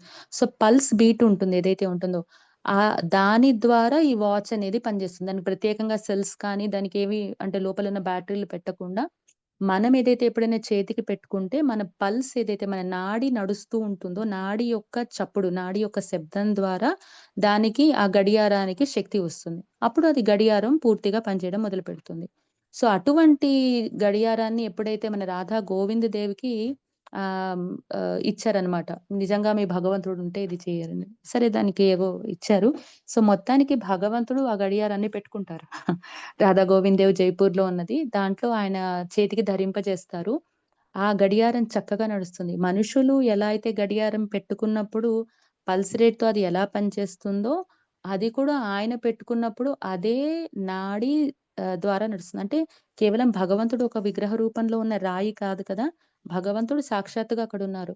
ఆయన సాక్షాత్తుగా అక్కడుంటే ఆయన నాడి నడవటము అంటే ఆయనకు కూడా పల్స్ ఏదైతే బీట్ ఉంటుందో అది కూడా పనిచేయటము. అంటే సాక్షాత్తుగా ఆయన మన భౌతిక శరీరం ఎలా ఉంటుందో, ఆయన భౌతిక శరీరంలో అలా ఉన్నట్టు ఆయన చూపిస్తున్నారనమాట. అది పని చేయటము, అలాగే చేతి గడియారము, దానివల్ల నడవటము, ఈ రోజుకి కూడా అది ఎప్పుడో ఇచ్చిన విషయము, అది ఈ రోజుకి కూడా అంతే చక్కగా నడుస్తోంది. కేవలం అలా నడవటం కాదు, ఎప్పుడైతే వాచ్ ఆయన చేతి నుంచి తీసేస్తారో అది మళ్ళీ పని చేయదు. మళ్ళీ ఆయన చేతికి పెడితే మళ్ళీ పనిచేస్తుంది. అంటే సాక్షాత్తుగా అక్కడ ఎవరున్నారు? భగవంతుడు. అందుకనే మనకి మన విగ్రహాలు ఎప్పుడు కూడా పరోక్ష రూపంలో ఉన్న భగవంతుడే. మనకి కళ్ళకి కనపడకపోవచ్చు. ఎందుకంటే మన లోపల ఉన్న అనర్థాలు అలా ఉన్నాయి కాబట్టి. సో, కళ్ళకి కనపడకపోయినా ఆయన పూర్తిగా ఆయన పరోక్షంగా విగ్రహ రూపంలో ఆయన మన సేవని స్వీకరిస్తున్నారు. కాబట్టి మనము ఆయన గురించి చాలా కొంచెమే అంచనా వేయొచ్చు. ఏవో 2, 3 కథలు చెప్పుకొని అంచనా వేయొచ్చు. మీకు నరసింహస్వామి, పానకాల నరసింహస్వామి ఈవెన్ తెలంగాణలో కూడా ఒక నరసింహస్వామి విగ్రహం అదేదో కొంత అడవి లోపలగా ఉంటుంది. ఆ విగ్రహము సాక్షాత్తుగా భగవంతుడిలాగే. విగ్రహాన్ని పట్టుకుంటే మెత్తగా విగ్రహం అంటే ఒక గట్టిగా రాయి రూపంలో అది ఎందుకంటే విగ్రహాలు లోహంతో తయారు చేస్తారు. మన మట్టితో తయారు చేస్తారు. చెక్కతో తయారు చేస్తారు. దాన్నేమంటారు మన ఏదో రాళ్ళతో తయారు చేస్తారు. అవి ఎప్పుడు విగ్రహాలు మనలాగా మెత్తగా ఉండవు. కానీ నరసింహస్వామి విగ్రహము ఆయనని పట్టుకుంటే ఎక్కడ పట్టుకున్నా కూడా ఆయన మెత్తగా తగులుతూ ఉంటారు. సాక్షాత్ అంటే అక్కడ భగవంతుడు ఉన్నారు అనేది. అంటే సాక్షాత్తుగా భగవంతుడున్నారని చూపిస్తుంటారు. అది తర్వాత మనకి పానకాల నరసింహస్వామి. పానకాల నరసింహస్వామికి ఆయన పానకంతో ఆయనని అభిషేకనిస్తారు. అసలు పానకాల నరసింహస్వామి గురించి చాలా మనం ఒక పెద్ద కథ చెప్పుకోవచ్చు. ఆయన పూర్వం ఆయనని శాంతపరచటం కోసము ఒకప్పుడు దేవతలు మనకి సత్యయుగంలో అమృతంతో అభిషేకం చేసేవాళ్ళట. ఆయనని చల్లపరచడం కోసం. తర్వాత మనకి త్రేతాయుగంలో నేతితో అభిషేకం చేసేవాళ్ళట. ద్వాపర యుగంలో చక్కటి పాలతో అప్పట్లో ఇవన్నీ ఉన్నాయి. ఇప్పుడు కలియుగంకొచ్చేటప్పటికి ఇవన్నీ లేవు అంతగా మనం చేసే అధర్మానికి మనకి వచ్చే ఆహారం గూడా తక్కువే కాబట్టి నీళ్ళతో ఆయనని సరిపెట్టుకోమని చెప్పేసి భగవంతుడిని నీళ్ళతో అభిషేకం చేస్తున్నారు. మరి నీళ్లు కాకుండా అందులో దాన్నేమంటారు? ఆ బెల్లంతో కలిపి బెల్లము తర్వాత మిరియాలతో ఆయనకి పానకంతో అభిషేకం చేస్తున్నారనమాట. సో, పానకంతో ఎందుకు అభిషేకం నిత్యము అంటే భగవంతుడిని శాంతపరచటానికి అని చెప్తున్నారు. సో, అటువంటి పానకాల నరసింహస్వామికి ఎప్పుడైతే ఈ పానకము ఆయనకి మీదకి పోస్తుంటారో ఆయన తాగుతారు దాన్ని. ఆ తాగిన గుటక శబ్దం వెన్ హి గల్ప్స్ తను అలా మింగుతున్నప్పుడు ఆ శబ్దం వినపడుతూ ఉంటుందట. గుటకల శబ్దం వినపడుతుంది. సరే ఆయన యొక్క అక్కడేదో చిన్న చీమలు గూడా ఉండవు. అంత స్టిక్కీగా బెల్లంగా ఉన్నా గూడా అక్కడ ఏవి చీమలు అవి కూడా తిరగవని చెప్తూ ఉంటారు. సరే భగవంతుడి యొక్క ఉనికి అలా ఉంటుంది. ఆయన తాగటము కూడా తెలుస్తూ ఉంటుంది ప్రత్యక్షంగా. తర్వాత అనేక విషయాలు. అలాగే మనకి కృష్ణుడి దగ్గర ఏదైనా నైవేద్యం పెడితే ఆ తర్వాత అది మనకి ఆహ్, తర్వాత ఆయన మొత్తం స్వీకరించినట్టు కేరళ స్థానంలో ఒక గుడి ఉంది. మీకు అలా అని ఏ గుడి గురించి చెప్పట్టు భగవంతుడి యొక్క అనుభవాలని అనుభవించిన వాళ్ళందరూ కూడా భక్తులందరూ కూడా పరోక్షంగా అనుభవించిన వాళ్ళు, ప్రత్యక్షంగా అనుభవించిన గొప్పవాళ్ళు కూడా ఉన్నారు. సో, భగవంతుడు కనపడకపోయినా పరోక్షంగా ఆయన అనుభవం మనకి అన్ని రూపాల్లో ఉన్నాయి. నేను చెప్పింది ఒకటే ఒక్క విషయము విగ్రహ రూపం మాత్రమే. కొన్ని విషయాన్నిచ్చాను. సో, కానీ భగవంతుడి అంతటి కరుణామయుడు. అన్ని విషయాలు మనకు చూస్తూ ఉంటారు. కానీ భగవంతుడి యొక్క క్రోధం ఎవరి అందు అనంటే ఇక్కడ మనకిచ్చారు. హిరణ్యకశ్యపుడు, ప్రహ్లాదుడు గురించిచ్చారు. ఈ విషయం ఇక్కడ ఏదైతే మనకిచ్చారో ఆయన కాల రూపంలో హరిస్తారు. కాల రూపంలో హరించటము అనంటే కాలము అంటే యముడు. ఆహ్, హ్మ్, యముడు ఆహ్, కాలుడు అని అతనికి పేరుంది. అయితే ఈ యమధర్మరాజు దేనికిస్తారంటే ధర్మరాజు అని మనం ఒక పేరెందుకిచ్చామంటే ఆయన కూడా కేవలము మన కాలం చెల్లిపోయిన తర్వాత అంటే మన కర్మ తీరిపోయింది అని ఒక మాట అంటుంటాం. కర్మ తీరిన తర్వాతే ఆయన తీసుకొని వెళ్తారు. కానీ ఈ కాల రూపంలో కూడా భగవంతుడే గ్రసిస్తూ ఉంటారు. కానీ ఎప్పుడైనా కర్మ ప్రకారము ధర్మ యమధర్మ యమ యముడు తీసుకొని వెళ్ళిపోవాలని అనుకున్నా, భగవంతుడు దానికి కనక అనుమతి ఇవ్వకపోతే యముడు కూడా ఏం చేయలేరు. తర్వాత అహం కాలోస్మి. కాలోస్మి అంటే కాల అస్మి. నేనే కాలని అని భగవద్గీతలో చెప్తుంటారు. కాలం పూర్తిగా భగవంతుడే. ఇప్పుడు ఎంత యముడు దానికి నియామకుడైనా చేసినా, భగవంతుడు దానికి ఎటువంటి అనుమతి ఇవ్వకపోతే ధర్మరాజు కూడా ఏమి చేయలేరు. దానికి అజామిళ కథ ఉంది మనకి. మార్కండేయ పురాణంలో సాక్షాత్తుగా అదే చూస్తారు కదా మీరు. అందులో కూడా మార్కండేయుడికి యముడు అంటే అనుమతి ఇవ్వలేదు. కాబట్టి ఆయన యొక్క ఆయుష్ గూడా ఇప్పుడాయన మృత్యుంజయుడిగా అంటే క్షమించండి. చిరంజీవిగా ఉన్నారు. ఆయన ఎంతో కాలం ఉంటూ ఉంటారు. సో, అటువంటి ఇదంతా కూడా అనుమతి భగవంతుడి నుంచే వస్తుంది. సో, కాలము కూడా అతనిది. కాలము ఎటువంటిదంటే ఇంకా మీకు హిరణ్యకశిపుడు మీకొక చిన్న విషయం ఇక్కడ మీరు అందరూ గమనించినట్టయితే కాలము చాలా శక్తివంతమైనది. ఎటువంటి శక్తి అనంటే హిరణ్యకశిపుడేమో తపస్సు చేశారు. హిరణ్యకశ్యపుడు తపస్సు చేసి అందరికీ తెలిసిన విషయం ఏంటి? బ్రహ్మ గురించి తపస్సు చేసి బ్రహ్మ ఎప్పుడైతే ప్రత్యక్షమయ్యారు ఎందుకంటే హిరణ్యకశ్యపుడి తపస్సు చాలా అమోఘం. అందుకంటే ఆయనని ఎటువంటి విషయాల్లో కాదనలేకపోతారు బ్రహ్మ. సో, కాబట్టి ఆయన చేసిన తపస్సుకి ఖచ్చితంగా ఆయన అడిగిన వరాలివ్వాలి. కాకపోతే ఆయన మరణం లేకుండా వరం ఇమ్మన్నారు. అది కుదరదు బాబు నేనే కొన్నాళ్ళ తర్వాత పోతాను. నీకెటువంటి వరం ఇస్తానన్నాడు బ్రహ్మ. అలాంటప్పుడు సరే దానికి సమానంగా లేక తత్తుల్యంగా అంటే దానికి దాదాపుగా పూర్తిగా అంతే సమానమైన వరం అడుగుతానని చెప్పి ఆయనేమన్నారు, గాలిలో చనిపోను, నేల మీద చనిపోను, నీళ్ళలో ఆ తర్వాత పగలు కాదు, రాత్రి కాదు, తర్వాత ఏ అస్త్ర శస్త్రాలతో కాదు. ఇలాగా మనకి అనేక రకాల అతను అన్నీ ఏమనుకున్నాడంటే నేను అన్నిటిని కవర్ చేశాను. అంటే మనకి ఏవైతే లోకంలో ఉన్నాయో వాటన్నిటి చేత నేను చంపబడను. అవి అస్త్రాలవ్వచ్చు, జంతువులవ్వచ్చు, పగలు, రాత్రి తర్వాత ఇంకా ప్రత్యేకంగా ఏంటంటే ఏ నెలలో చనిపోకూడదు అని అనుకున్నాడు. ఏ నెలలో చనిపోకూడదు కాబట్టి మనకున్న 12 మాసాలలో కాకుండా అధిక మాసంలో భగవంతుడొచ్చి చంపారు.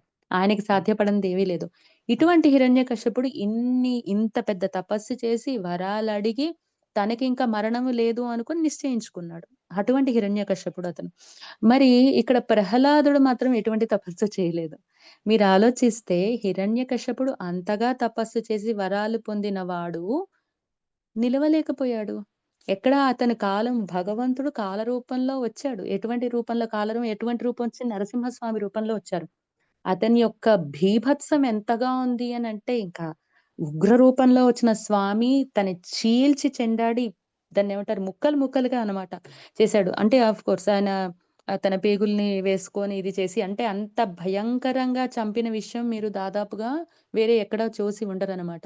అంత బీభత్సంగా చంపాడు. మరి ఏమైనాయి తన వరాలు అంత అంత తపస్సు చేసి చేసినవి ఏమీ లేవు.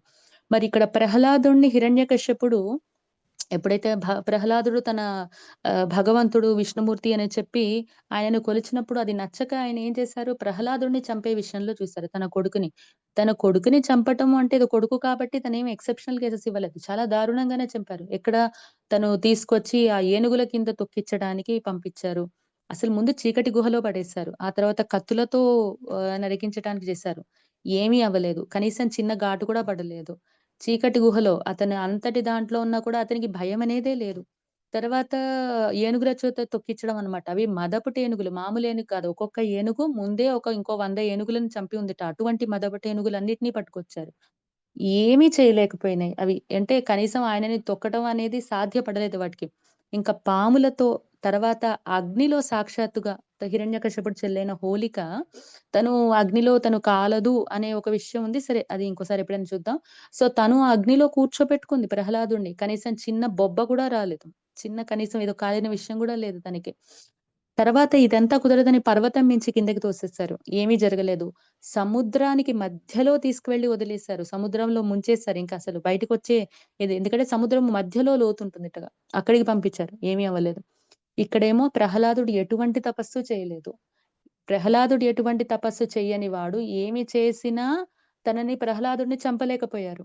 హిరణ్యకశపుడు అంత తపస్సు చేసి ఎక్కడా కూడా అసలు అవకాశము లేకుండా తను వరాలడిగి అంటే ఎక్కడా అసలు మరణం అనేది అవకాశమే ఇవ్వకుండా తను వరాలడిగిన వాడు నిలవలేదు. భగవంతుడి యొక్క కాల రూపం ఎలా ఉంటుంది చూద్దాం. అలాగే ఇదే హిరణ్యకశ్యపుడిని చంపిన తర్వాత మీకొక చిన్న విషయము. మీకు ఇక్కడ భగవంతుడి యొక్క వినాశము ఎలా ఉంటుందనేది నాస్తికులు తెలుసుకోలేరని చెప్తున్నారు. ఇక్కడ నాస్తికుడేం కాదు రావణాసురుడు. రావణాసురుడు శివుడి యొక్క భక్తుడే. అంటే రావణాసురుడు ఏదో శివుడి పూజ ఇవన్నీ చేసినా కూడా శాస్త్రం చదువుకున్న ఎటువంటి దానికి అక్కరకొచ్చింది. దానివల్ల ఎటువంటి ఉపయోగం లేదు, ప్రయోజనం. తనేం చేశాడు రావణాసురుడు అటు సరే అమ్మవారినైన సీతాదేవిని తీసుకొచ్చి ఇది చేస్తూ తను ఏంటంటే రాముడి మీద వైరం పెట్టుకున్నారు. అప్పటికి రావణాసురుడికి ఎంతమంది చెప్పి ఉన్నారు ఈ విషయాన్ని? మీరు ఎంతమంది చెప్పి ఉన్నారు అనంటే దాదాపుగా వాళ్ళ అమ్మ చెప్తుంది. సరే తమ్ముడైన విభీషణుడు చెప్తాడు. అత్యంత ధర్మాత్ముడు. తను తను కూడా చెప్పినా కూడా వినలేదు. సరే విభీషణుడు ఇటువంటి వాడితో ఉండే కన్నా భగవంతుడికి సేవ చేయటం అనేది ముఖ్యం. ఎందుకంటే మూర్ఖుడితో ఎంత వాదిస్తాం. మనకు కూడా ఆహ్, మన కృష్ణ కాన్షియస్‌లో చెప్తారు. మూర్ఖులతో వాదించకూడదు. వాళ్ళు వింటే మనం చెప్పటం. లేదు అనంటే అటువంటి వాళ్ళకసలు మంత్రబోధ కూడా చేయకూడదని చెప్తాం మనకి. సో, మూర్ఖులకి ఎంత చెప్పినా అర్థం కావట్లేదు. తన కాలం వ్యర్థం చేసుకోకుండా అటువంటి సాంగత్యాన్ని విడిచి విభీషణుడు కూడా వెళ్ళిపోతాడు. సరే నిజానికి మండోదరి చెప్పటము మనము వాల్మీకి రామాయణంలో పూర్తిగా చూడకపోయినా మండోదరి చెప్పే విశేషాలు వేరే చోట ఉన్నాయి. అలాగే తనకి తన మామైన వాళ్ళందరూ చెప్తూ ఉంటారు. తల్లి చెప్తుంది. సరే తండ్రి చెప్పేవి చెప్తారు. చాలా మంది చెప్తారు. తన మంత్రి అయిన వాళ్ళు చెప్తారు. సరే హనుమంతుల వారు గూడా వస్తారు. ఒక అంబాసిడర్ కిందకొస్తారు. తను దూతగా వచ్చి ఆయనే చెప్తారు. ఆఖరి సమయంలో అంగదుడు కూడా చెప్తాడు. ఆఖరి ఇంక యుద్ధం మొదలవుతుంది ముందుగా అంగదుడు తన దానికొచ్చి చెప్తాడు. ఇంతమంది చెప్పిన రావణాసురుడికి మాత్రము అతను భగవంతుడు, రాముడు అనే విషయాన్ని తను తెలుసుకోలేకపోతారు. మరి ఇది చెప్పాలి అనంటే భగవంతుడిని పూజడం అంటే నాస్తికుడనే కిందకి చెప్పాలి. మరి నాస్తికులకి అందుకనే ఇక్కడ చెప్పాను చూడండి. ఎంత ఎదురుగా ఎన్ని దారుణాలు జరుగుతున్నా వాళ్ళు తెలుసుకోలేకపోతారు. రావణాసురుడి యొక్క కొడుకు చనిపోయారు. రావణాసురుడు చుట్టూ పరివారం చనిపోయారు. తనకి ఇష్టమైన మంత్రులు చనిపోయారు. హరే కృష్ణ. సో, వీళ్ళందరూ చనిపోయారు. తన కుమారులు చనిపోయారు. వీళ్ళందరూ ఎంతమంది తన ఎదురుగా పోయారు. ఇంకా మిగిలిన వాడు ఒక్క రావణాసురుడే ఆఖరి సమయంలో. ఆ సమయంలో కూడా తను శరణాగతి తీసుకోలేదనమాట. అంటే అక్కడ చనిపోతానని తెలియక కాదు. నేను ఇప్పటికి కూడా గొప్పవాడిననే. మీరు వాల్మీకి రామాయణంలో చాలా క్లియర్‌గా ఇస్తారు. ఆఖరి సమయంలో కూడా నేను గెలవగలను. నా శక్తినికి మించినది లేదు అని మాట మాట్లాడతాడే తప్ప, ఈ సమయంలో అన్నీ పోయారు కదా! ఏదో వేరే రామాయణంలో విన్నాను. ఈ సమయంలో అందరూ పోయారు కదా! నేనిప్పుడు నా ప్రతిభను చూపించుకుంటాను అని అలా అనలేదు. నేను ఇప్పటికి లొంగను. ఎందుకంటే నన్ను ఇప్పటికి తను ఓడించలేడు. మిగతా వాళ్ళందరూ తక్కువ వాళ్ళేమో. మిగతా వాళ్ళు వాళ్ళ కర్మ వాళ్ళ కాలం వెళ్ళిపోయింది కాబట్టి వెళ్ళిపోయారేమో. వాళ్ళకి సరిగ్గా శక్తి లేక వెళ్ళిపోయారేమో. కానీ నేను అలాంటి వాడిని కాదు. మరి ఇంతటి మూర్ఖత్వం ఏమనాలి? సో, అతను నాస్తికుడే అనే చెప్పాలి. సో, ఇటువంటి రావణాసురుడికి ఒకసారి ఏమవుతుందనంటే తను ఇదే రాముడితో వైరం పెట్టుకొని యుద్ధానికి ముందు తను బలిచక్రవర్తి దగ్గరికి వెళ్తాడు. బలిచక్రవర్తి అంటే బలి దగ్గరికి వెళ్ళడానికి కారణం ఏంటంటే, పాతాళ లోకంలో ఉన్న వాళ్ళందరూ రాక్షస గణాలే. సో, ఇతను రసాతలంలో బలిచక్రవర్తి ఉంటారు. తన సహాయంతో ఇంకా సైన్యాన్ని బాగా పెంచుకొని రాముడి మీద వైరానికి వెళ్ళడం. ఎందుకంటే రాముడి యొక్క సైన్యము, ఆ వానర సైన్యము ఎంతుంది అంటే 10⁴. 10కి 10ని ఒకటి పక్కన 74 సున్నాలు పెడితే ఎంత సైన్యం ఉంటుందో అంత వానర సైన్యం ఉంది. సరే అది పూర్తిగా దానికి దీటుగా రాక్షస సైన్యం గూడా అంతే ఉండాలన్న విషయంతో బలి చక్రవర్తి దగ్గర రసాతలంకి వెళ్తారు. వెళ్లి బలిని అడుగుతారు. నువ్వు నాకేమైనా సహాయం చేయగలవా అంటే, "ఏ విషయం మీద సహాయం చేయాలి నీకు" అనంటే, "ఇలాగా రాముడితో పోరు పెట్టుకుంటున్నాను" అనేసి. బలి చక్రవర్తి యొక్క ఆ మందిరంలోకెళ్ళే ముందు రావణాసురుడికి అక్కడ ఒక మనిషి ఒక పెద్ద ఆకారంతో ఒకాయన కనపడతాడు. ద్వారపాలకుడుగా కనపడతారు. తనని ఎప్పుడూ బెదరని రావణాసురుడు తనని చూడగానే ఒక్కసారి బెదిరిపోతారనమాట. బెదిరిపోయి తను వెంటనే చూసి ఇంక వెళ్ళిపోతారు. తను ఏం మాట్లాడడు ద్వారపాలకుడైన ఉన్నవాడు.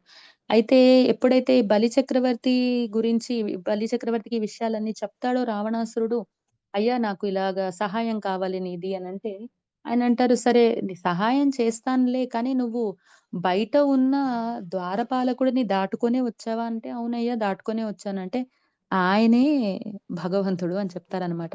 తను దానికి అయినా కూడా పట్టించుకోడు. దానికి కొంత విషయం ఉంది. సరే తినేం జేస్తారంటే, "నీకు నేను ఎలాగో నువ్వు మొదటిసారి నా మందిరానికొచ్చావు కాబట్టి నీకు నేనేదో ఒక రకమైన బహుమతి ఇస్తాను" అని చెప్తూ తనేమంటారు అనంటే, బహుమతి నువ్వే స్వయంగా తీసుకువెళ్ళమంటూ బలిచక్రవర్తి ఏం చేస్తారంటే, ఆ దూరంగా ఉన్న ఒక పెద్ద గోళాకారంలో అంటే ఒక రౌండ్ బాల్ లాగా ఉంటుంది అని చూపిస్తారు. లేదంటే ఇంకేదైనా ట్రయాంగిల్ షేప్‌లో. సో, అటువంటి ఒక పెద్ద ఆకారంలో ఉన్న ఒక దాన్ని చూపిస్తారు. చూపిచ్చి అది పూర్తిగా బంగారంతో నిండి ఉంది. కాబట్టి ఇది నీకు అక్కరికి రావచ్చు. అంటే నీకు ఏదైనా ప్రయోజనం చేకూరవచ్చు. నేను నీకు సహాయం చేసే ముందు ఈ సహాయం, ధన సహాయంకి అంటే నీకు స్వర్ణాన్ని ఇస్తున్నానని చెప్పేసి తను అది తీసుకొని వెళ్ళమని చెప్తారు. సరే తను స్వయంగా వెళ్తారు. ఏముంది రావణాసురుడు ఏదైనా ఎత్తడు. కైలాస పర్వతాన్నే ఎత్తడానికి ప్రయత్నించిన వాడు ఈ కాస్త పర్వాలేదు కదా! తను ఎత్తడానికి ప్రయత్నిస్తాడు. కుదరలేదు 2 చేతులతో ఎత్తుతాడు. మొత్తానికి అన్ని రకాల ప్రయత్నం చేస్తాడు. తను ఎత్తలేకపోతాడు.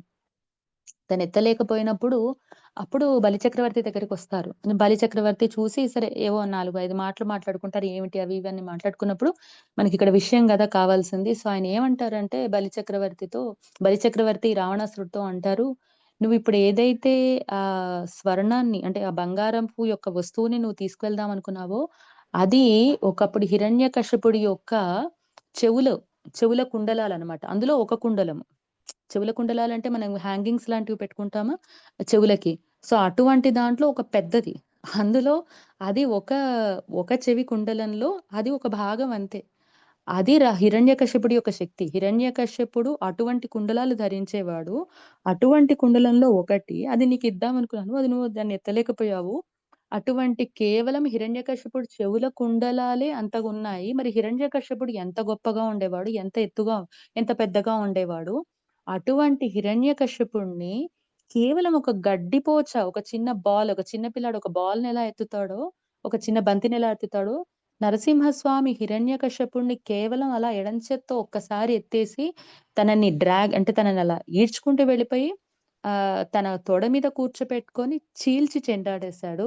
అటువంటి వాడయ్యా విష్ణుమూర్తి. అంతటి గొప్పవాడు. ఆయన కన్నా మించిన అధికారి ఎవరు లేరు.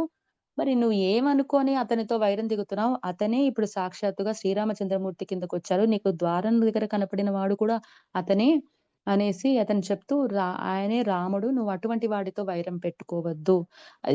ఎట్టి పరిస్థితిలో గెలవలేవు. ఎందుకంటే అతను తలుచుకుంటే అప్పుడు మళ్ళీ ప్రహ్లాదుడి స్టోరీ అప్పుడొస్తుంది. ఎందుకంటే మీకు రామాయణంలో ఎక్కడో అక్కడ ఒక చోట ఇరికిచ్చామని కంబర్ రామాయణం అని ఉంది. కంబర్ రామాయణంలో ఆయనకి కంబర్ నరసింహస్వామి భక్తుడనమాట. అంటే కంబర్ అనే అతను ఒక కవి. అరవ స మన తమిళనాడులో సాంప్రదాయానికి చెందిన కవి అనమాట ఆయన. సో, ఆయనకి నరసింహస్వామి మీద చాలా భక్తి ఉంది. ఆయన ఏం చేశారు రామాయణం రాసారు. ఆ రామాయణం రాసినప్పుడు అక్కడ ఈ విషయాన్ని కూడా చెప్తారనమాట. ఈ విషయంలో ఇవంతా వస్తుంది. అందులో ఆయనేం చెప్తారు అనంటే హనుమంతుడు రావణాసురుడికి బోధ చేస్తున్నారనమాట. ఎప్పుడైతే తన సభకొచ్చారో, ఆ తోకకి నిప్పంటిచ్చే ముందు లంకని మొత్తం నాశనం చేశారు కదా! హనుమంతుల వారు. సో, ఆంజనేయ స్వామి ఇప్పుడు చేసినప్పుడు ఆంజనేయ స్వామి మనకి రావణాసురుడికి చెప్తున్నారు. "అయ్యా! నేను రాముడు ఎంతటి గొప్పవాడు అని చెప్పినప్పుడు, ఇప్పుడు ఆ రాముడు సాక్షాత్తుగా నరసింహస్వామి అవతారం. నరసింహస్వామి కథ నీకు తెలియంది కాదు" అని చెప్పేసి ఈ కంబర్ నరసింహస్వామి యొక్క చరిత్రను అక్కడికి తీసుకొచ్చి పెడతారు. అది కంబర్ రామాయణంలో మాత్రమే ఉంది. అది వాల్మీకి రామాయణం కాదు. సో, అందులో చెప్తున్నప్పుడు ఈ విషయం చెప్తానన్నమాట. ప్రహ్లాదుడు ఏమీ కోరలేదు. ప్రహ్లాదుడసలు ఇంకా విషయం ఏంటంటే అండి, ప్రహ్లాదుడు ఒక్కసారి కూడా రక్షించు, కాపాడు అది ఇది అన్నవాడే కాదు. మరి అటువంటి వాడినేమో ప్రహ్లాదుడికి ఒక చిన్న అసలు చిన్న ఘాటు కూడా ఎప్పుడూ తగల్లేదు. ఇన్ని ఆయనని చంపే ప్రయత్నాలు చేసినప్పుడు. మరి ఇక్కడ ఎప్పుడైతే హిరణ్యకశిపుడు ఇన్ని వరాలు కోరిన వాడేమో అత్యంత భీకరంగా, అత్యంత దారుణంగా చనిపోయారు. వినాశకార్యము. సో, అది కేవలము అనుభవపూర్వకంగా ఇది తెలుసుకున్నా కూడా రావణాసుడు గుర్తించలేక తను కూడా బయటపడ్డాడు. తను నాస్తికుడే. ఇంక దాదాపుగా మనం ఏమంటాం కాబట్టి ఇప్పుడున్న వాళ్ళు వాళ్ళకేమి దీటుగా పోలేరు. కాబట్టి భగవంతుడిని మనం ప్రత్యక్షంగా కనపడకుండా పరోక్షంగా ఎన్నో అనుభవాలతో మనం తెలుసుకుంటున్నాం. ఆయన మనకి ఇటువంటి సృష్టినిచ్చారు. నేనిప్పుడే చెప్పాను. క్షీరోదక సాయి విష్ణువు ఆ పరంపర చెప్పాను. అది నిజానికి చాలా మందికి మనకి ఇన్నిటికన్నా నిన్నటి శ్లోకంలో మనకి సుబ్బారావు ప్రభుజీ చెప్తున్నారు. Is a super soul. మన లోపల పరమాత్మ రూపంలో ఉంటారాయన. ఆయన పరమాత్మ రూపంలో ఉంటూ మనకి అనేక రకాల ఆహ్, ఆయన సాక్షి రూపంగా ఉన్నారనుకోండి ఆఫ్‌కోర్స్. మనం చేస్తున్న పనులన్నిటికి ఆయన సాక్షిగా ఉంటారు.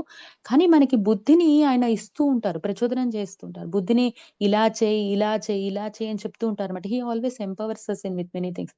మీరు కొంతమందికి చూస్తారు. ఎస్పెషల్‌గా మనకి శకుంతలాదేవి ఆవిడ అంటే మనకి మొన్న రీసెంట్‌గా మ్యాథమెటిషియన్. ఆవిడేవైతే గణిత శాస్త్రంలో ఆవిడ కాలిక్యులేటర్ కూడా ఆవిడ కన్నా వేగంగా చేయలేదు అన్నమాట.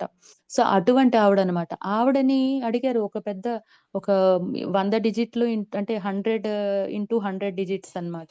దాదాపుగా ఒక 100 నంబర్‌లు రాసి మళ్ళీ అంతే 100 నంబర్‌లని ఆవిడని గణించమంటే ఆవిడ మన కాలిక్యులేటర్, కంప్యూటర్ కన్నా ఆవిడే ముందుగా ఆన్సర్ ఇచ్చేస్తారనమాట.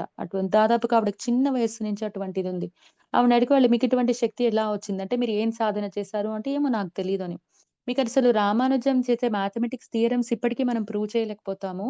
ఆయన దాన్ని ఇలా ఉంటుంది అని ఆయన థియరమ్ చెప్పారు. అది వర్క్ అవుతుంది. కానీ దాని ఎనకాల ప్రూఫ్ చేయరాయన. అది ఎలా వచ్చింది అనంటే ఆయన అదే అంటారు.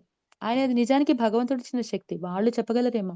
అలాగే కొంతమంది మ్యూజిషియన్స్ అసలు అద్భుతమైన దాన్నేమంటారు చక్కటి సంగీతాన్ని ఇస్తారు. ఎలా వస్తుంది?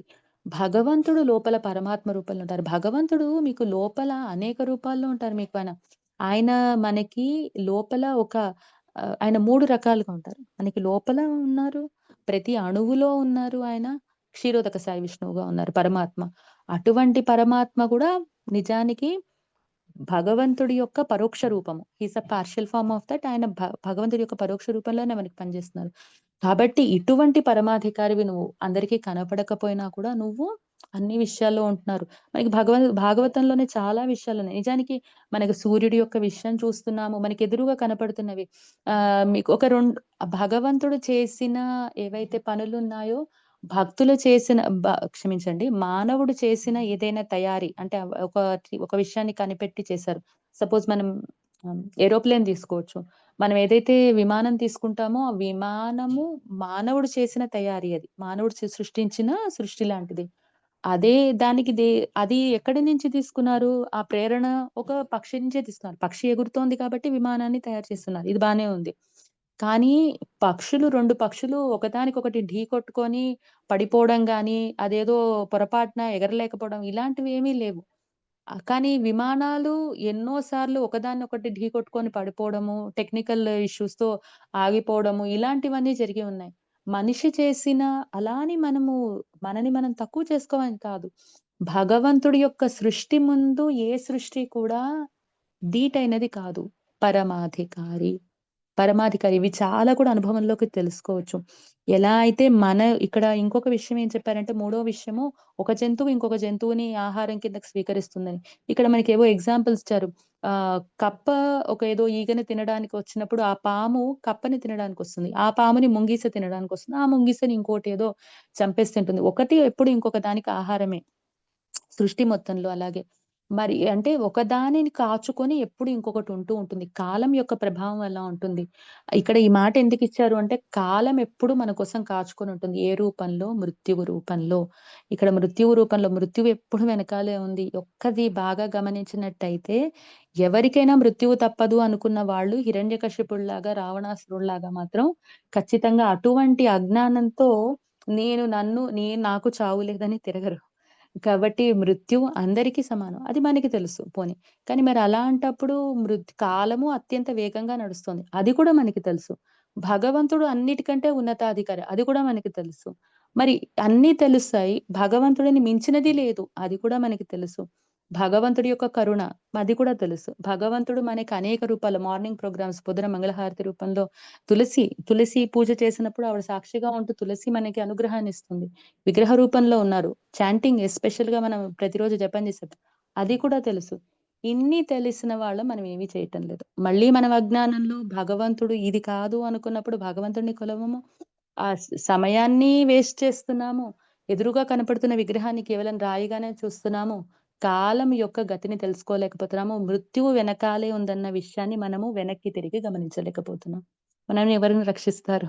సో, మనం నాస్తికులు కాకుండా భగవంతుడి యొక్క విషయాన్ని ఇక్కడ రుద్రుడు ఎంత బాగా చెప్పారు అనంటే, "అయ్యా! నువ్వు కనపడకపోయినా అనుభవ రూపంలో ఉన్నావు. ఇప్పుడు భక్తులందరికీ మనకి ఎన్నో విషయాల అనుభవం ఉంది. అనుభవాన్ని జాగ్రత్తగా మనం పట్టుకొని గనక వెళ్ళగలిగితే, మనము భగవంతుడి యొక్క కరుణని పొందగలగడము. ఇదిగో ఆయనని మించిన వాళ్ళు లేరు." వన్ లాస్ట్ థింగ్ ఏంటంటే, ఒకటే గుర్తుపెట్టుకోవాలి. 'జే హరి కరేసే సే మమ హిత.' ఆయన ఏది చేస్తున్నారు 'జే హరి కరేసే' ఏదైతే హరి మన కోసం చేస్తున్నారో, సే మమ హిత. అది మన యొక్క హితం కోసమే. మీరు బాగా గుర్తుపెట్టుకున్నట్లయితే ఇది ఒక ఆచార్యుల దగ్గర ఎవరి దగ్గర నేను క్లాస్ విని, ఒక లెక్చర్ విని ఈ 4 విషయాలు చెప్తున్నాను. ఒక మాట ఆవిడ మాతాజీ అని అనుకుంటాను. ఆవిడ చెప్తున్నారనమాట. కృష్ణుడి కన్నా గొప్పవాళ్ళెవరు లేరు. కృష్ణుడు కన్నా మనని ప్రేమించేవాళ్ళు అసలు ఎవ్వరూ లేరు మన లోకం మొత్తంలో. ఎంత తల్లి అయినా కూడా ఈ జన్మలోనే. కానీ జన్మాంతరాల నుంచి ఎవరు మనని ఇష్టపడుతున్న వాళ్ళు భగవంతుడు ఒకడే. కాబట్టి Krishna is the most powerful. కృష్ణుడి కన్నా శక్తివంతులు లేరు. కృష్ణుడి కన్నా మనని అత్యంతగా ప్రేమించేవాళ్ళు లేరు. పైగా కృష్ణుడికి వేరే ఇంకొక పని లేదు. కేవలం మన గురించి మన యొక్క జాగ్రత్త తీసుకోవడం తప్ప. మనని అత్యంత దగ్గరుండి కంటికి రెప్పలాగా అంటారు చూడండి. మనకి లోపల పరమాత్మ రూపంలో ఉన్నారు. ప్రతి విషయాన్ని అందిస్తున్నారు. అసలు మన శ్వాస మనకి తెలియటం లేదు. నేను నేను పీల్చి వదిలేస్తున్నాను ఇప్పటికి ఎన్ని సార్లో. కానీ దాని యందు నాకు కాన్షియస్సే లేదు. నేను అందులో ఉండటం లేదు. అది అలా ఒక్క క్షణం ఆగిపోతే మనిషి ప్రాణం పోతుంది. కానీ అటువంటి ప్రాణాన్ని ఆయన ఎలా ఆయన చేస్తున్నారు అంటే, ఆయన ఎంతగా నా లోపల ఉండి అది జాగ్రత్తగా ఆగిపోకుండా చేస్తున్నారు. అహం వైశ్వానరో భూత్వా ప్రాణినా దేహమాశ్రితః. ప్రాణాపాన సమాయుక్తం పచామ్యన్నం చతుర్విధం అంటూ మనకి 4 విధాల రూపాలున్న అన్నాన్ని అంతాన్ని అడిగిస్తూ అని చెప్తూ, వైశ్వానరుడైన మనకి అగ్ని రూపంలో ఆయన వచ్చి మన మొత్తానికి మన లోపల ఉన్న ఆహారాన్ని జీర్ణం చేస్తూ మనకి శక్తి రూపంలో ఇస్తున్నారు. నేనేదో చిన్న శ్లోకం చెప్పాను. దానికి 3, 4 శ్లోకాలు భగవంతుడు మన ఆహార రూపంలో ఎలా వచ్చి ఇది చేస్తున్నారని చెప్తుంటారు. సో, భగవంతుడు మనకి ప్రతి విషయంలో లోపల ఊపిరి రూపంలో, గుండె రూపంలో మనకి దాన్నేమంటారు ఆహారం అరిగే విషయంలో ప్రతి విషయంలో ఆయన అంత జాగ్రత్తగా ఉన్నారు. అలా జాగ్రత్తగా తీసుకునేవాళ్ళు మన సొంత తల్లిదండ్రులు గూడా అంతగా 24 గంటలు మన కోసము స్పెండ్ జేయరు. కాబట్టి కృష్ణుడికి మన కోసమే సమయాన్ని వెచ్చిస్తూ మనము తప్ప ఆయనకి వేరే జాబ్ లేదు. ఇంకో వేరే అన్యమైన జాబ్ లేదనమాట. సో, ఇక్కడ ఏం చెప్పాం మనము? కృష్ణుడు అత్యంత శక్తివంతుడు. అటువంటి శక్తివంతుడు మనని అందరికన్నా ఎక్కువ ప్రేమిస్తున్నారు. అటువంటి అంత ప్రేమించేవాడు మనని పూర్తి స్థాయిలో అంటే 100% మన యందు జాగ్రత్త తీసుకుంటున్నాడు. మనకి ఏ విధంగా ఆయన మనకి సహాయం చేస్తున్నారు అంటే, కొంతమందికి శక్తి ఉండొచ్చు. కానీ సహాయం చేయలేకపోవచ్చు. కానీ ఇతనికి నేను సహాయం చేయాలనే భావన ఉంది. అంటే వీళ్ళకి ఎట్టి పరిస్థితిలో ఏదో విధంగా వీళ్ళని ఉద్ధరించి నేను నా ధామానికి తీసుకొచ్చేయాలి అని ఆయన ఎప్పుడు ఎదురు చూస్తూ ఆయననికి ఎప్పుడు మనం అడుగుతామా అని కాచుకొని కూర్చున్నారన్నమాట. He is willing to do that. Okay. So, ఇక్కడ మనకి ఆయన ఏ విషయంలో మనల్ని రిజెక్ట్ చేయట్లేదు. మరి ఇటువంటి 4 విషయాలు ఉన్న కృష్ణుడిని పట్టుకోకుండా మనం ఇంకెవరిని పట్టుకోగలం? So, he is the most powerful. Krishna loves me. తర్వాత Krishna has no other job other than taking care of me. Krishna is willing to do that. Okay. ఈ 4 మనం గుర్తుపెట్టుకొని చేయగలిగితే పరమాధికారైన కృష్ణుడిని మాత్రమే మనము ఆహ్, మర్చిపోకుండా మన జీవితంలో చూస్తాం. ఇంక వేరే దేనికి ఇంపార్టెన్స్ ఇవ్వము. సో, కాలం మన వెనకాలున్నా, ముందున్నా, ఎనకాలున్నా మనకింక అవసరం లేదు. సో, భగవంతుడిని పట్టుకోగలిగితే లేదు అనంటే కనీసం ఈ జ్ఞానంతో అయినా మనం ముందుకు వెళ్ళాలి. హరే కృష్ణ. శిల ప్రభుపాద్ కి జై. గ్రంథరాజ్ శ్రీమద్ భాగవతం కి జై. All glories to devotees all assembled here. Thank you so much. Hare Krishna. Hare Krishna Mataji, Dandavat Pranam. Thank you so much for the amazing class, Mataji. Krishna mercy ఎలా ఉంటుందో అని చెప్పి ఆ లీలలన్నీ చెప్పారు మాతాజీ. ఆ మాతాజీ చెప్పారు కదా మీరు రాధా శ్యామ్ సుందర్, అదైతే నేను వినలేదు, ఫస్ట్ టైం వింటున్నాను. నిజంగా ఇలాంటి లీలలు వింటుంటే, ఇలాంటి పాస్ట్ టైమ్స్ వింటుంటే ఆయన మర్సీ ఎంతలాగా ఉంటుందో తెలుస్తుంది మాతాజీ. We cannot comprehend actually. Very చాలా బాగుంది మాతాజీ క్లాస్ అయితే. Thank you, Mataji. Hare thank you so Krishna. Much మాతాజీ. All glories to Srila Prabhupada. Thank you so much for the opportunity, Mataji. Yeah. Mataji's Prabhuji, does anyone have any feedback or comments or questions? Please go ahead. Hare Krishna Mataji, Srivalli Mataji, దండవత్ ప్రణామ్ Mataji. Oh, Swati Mataji. Hare Krishna. Dandavat pranam.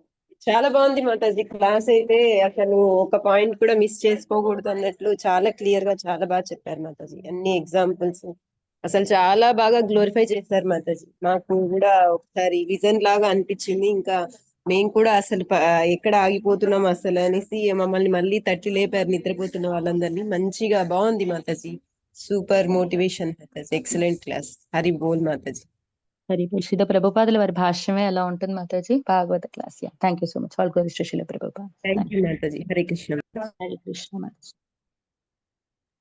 Okay Mataji. Hare Krishna Mataji. అమ్మ హరే కృష్ణ అమ్మ. హరే కృష్ణ మాతాజీ. మాతాజీ, అసలు భగవంతుడు 24 గంటలు అహర్నిశలు మన కోసమే తప్పిస్తున్నారు అన్న పాయింట్ నిజంగా అసలు హృదయం ద్రవింపజేస్తుంది. అది కళ్ళ నీళ్ళు వచ్చేంత. అసలు నిజంగా ఇది బాగా టచింగ్. అసలు పాయింట్స్ 4 పాయింట్స్ నిజంగా చాలా బాగా చెప్పారు. అది భాగవతం మనం చదువుతున్నంత సేపు నిత్యం కనీసం రోజుకి ఆ గంటైనా ధ్యాస ఉంటుంది. అది మనకి రోజు మొత్తం ఉంటే ఇంకా బాగుంటుంది. సో, అందుకని భాగవతం నిత్యం చదవడానికి కారణం ఏంటంటే ఆయన యొక్క ఆ ఉనికి తెలుసుకుంటూ ఉండడం అన్నమాట, ఎక్కడ ప్రతిరోజు మిస్ అవ్వకుండా. అందుకనే మా నినాదం ఏంటంటే భాగవతం చదవని రోజంటూ ఉండకూడదు మన జీవితంలో. Hare Krishna. Hare Krishna. Thank you very much. చాలా బాగా చెప్పారు. మీరు ప్రత్యేకంగా మీకు చెప్పేది ఏం లేదు. మీరు యాజ్ యూజువల్ బాగా ప్రిపేర్ అయ్యి మంచిగా చెప్తారు. ముందు చదివిన గ్రంథాలు కూడాను చాలా బాగున్నాయి మాతాజీ. కొత్తగా విన్నా నేను కొన్ని. కంబర మహర్షి రామాయణం, కంబర రామాయణం కంబర్ రామాయణం. Okay okay. అవి అది అంటే దొరుకుతుందా మాతాజీ మామూలుగా మన దీంట్లో? నాకు అది తెలుగు అనువాదం ఉందో లేదో తెలియదమ్మా, కానీ అది తమిళంలో రాసిన రామాయణము చాలా. అండ్ ఇంకొకటి ఏంటంటే శ్రీల ప్రభుపాదుల వారు కూడా అది ఆమోదించారు. ఇప్పుడు అన్ని శ్రీల ప్రభుపాదుల వారు రికమెండ్ చేయడం ఆమోదించారు. మాయావాదం ఉంటుండదని, కానీ శ్రీల ప్రభుపాదుల వారు దాన్ని అది రామాయణం చదవచ్చు అని మనకి ఎలా అయితే ఆధ్యాత్మిక రామాయణం వ్యాసుడు రాశారో అలాగే కంబర్ రామాయణము ఇవన్నీ కూడా ఆయన మనకి రికమెండ్ చేశారు. యాక్సెప్ట్ చేశారు. మేబీ ఇంగ్లీష్ లో ఉండుండొచ్చేమో, మీరు ఇంగ్లీష్ చదువుతారు కాబట్టి మీరు అది తీసుకోవచ్చు. అదే Okay. తమిళనాడులో దొరకచ్చు. థ్యాంక్ యూ మాత. హరే కృష్ణ మాతాజీ, దండోత్ ప్రణాం.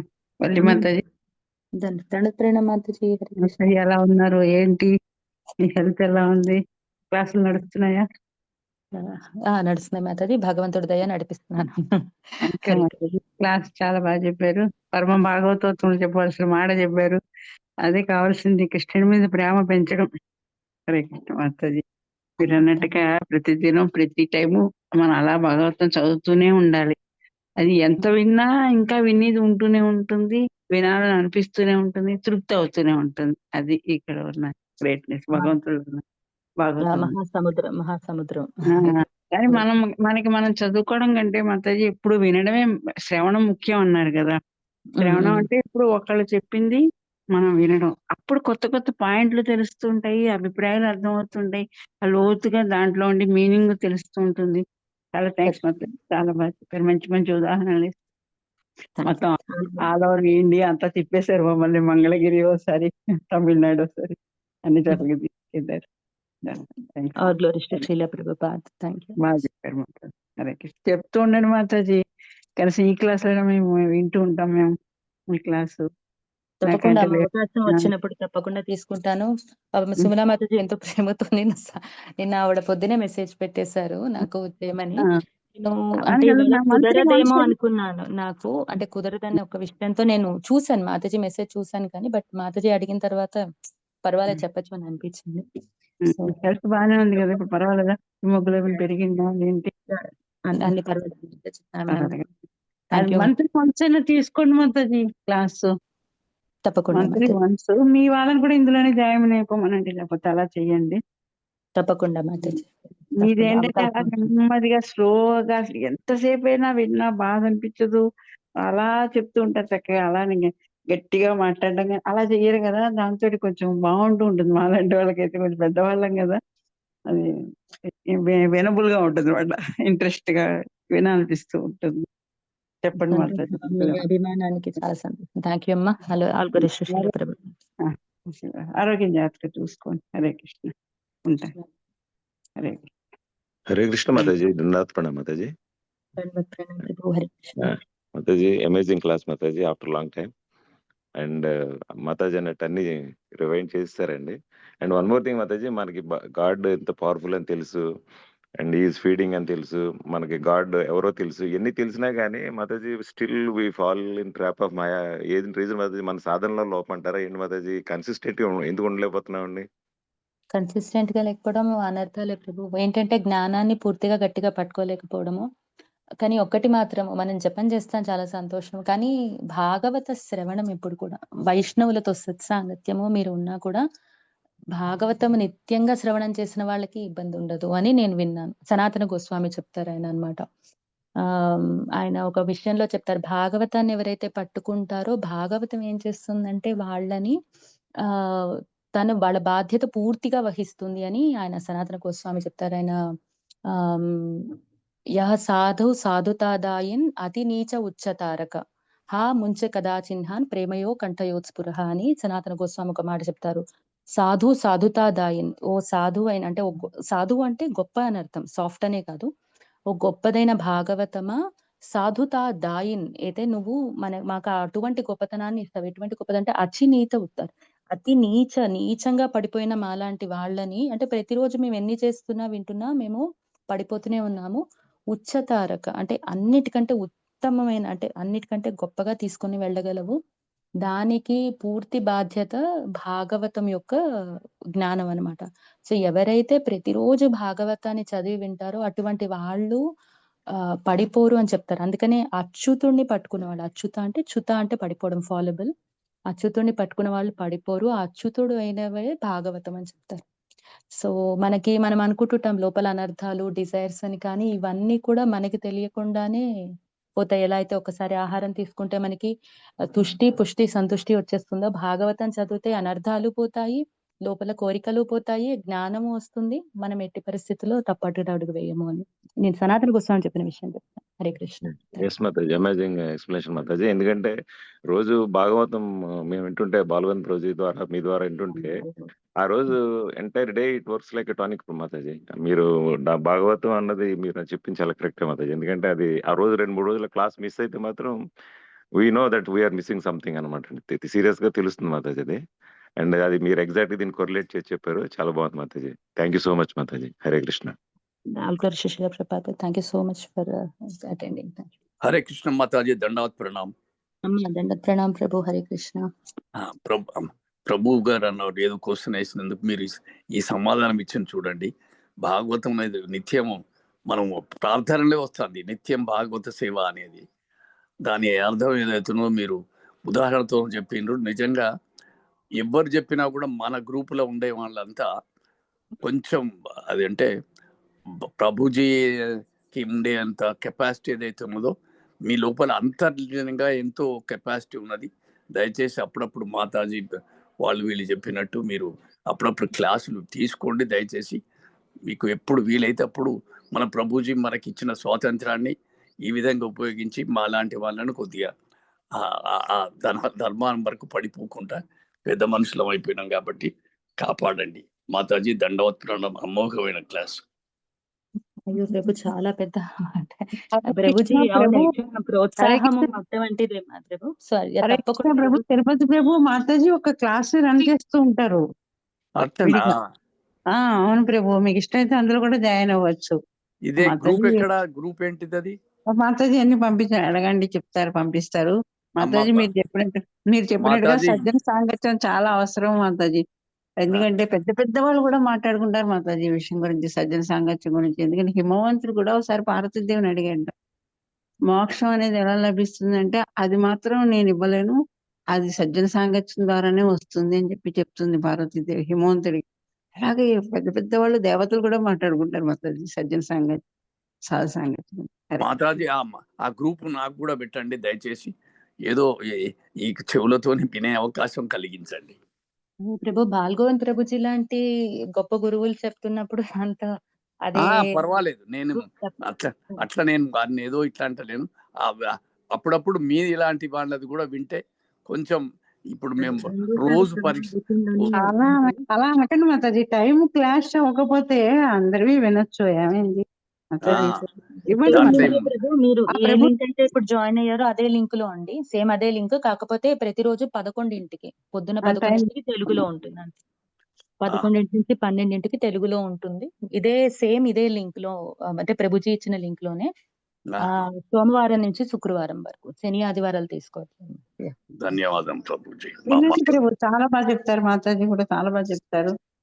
మంచి నాలెడ్జ్ ఉంది, ప్రేమ ఉంది భగవంతుడి మీద. అది తెలుసుకోవడంలో తప్పు లేదు కదా. వినండి ప్రభు, ఎందుకంటే నేను కూడా జాయిన్ అయ్యేదాన్ని, ఇప్పుడు హెల్త్ బాగుండక మానేస్తాను, కానీ చాలా బాగా చెప్తారు. హరే కృష్ణ. హరే కృష్ణ మాతాజీ, దండవత్. సుశీల ప్రభు. ఓకే మాతాజీ, ఐ థింక్ నాకు నెక్స్ట్ క్లాస్ ఒకటి ఉంది, స్టార్ట్ అవుతుంది Mataji. Okay. Mataji's Prabhuji's, if no other questions or feedback, we'll end the call here.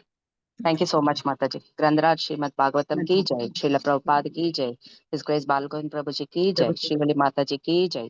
All glories to all the associated devotees here. Hare Krishna. Ending the call. Thank you so much. Hare Krishna.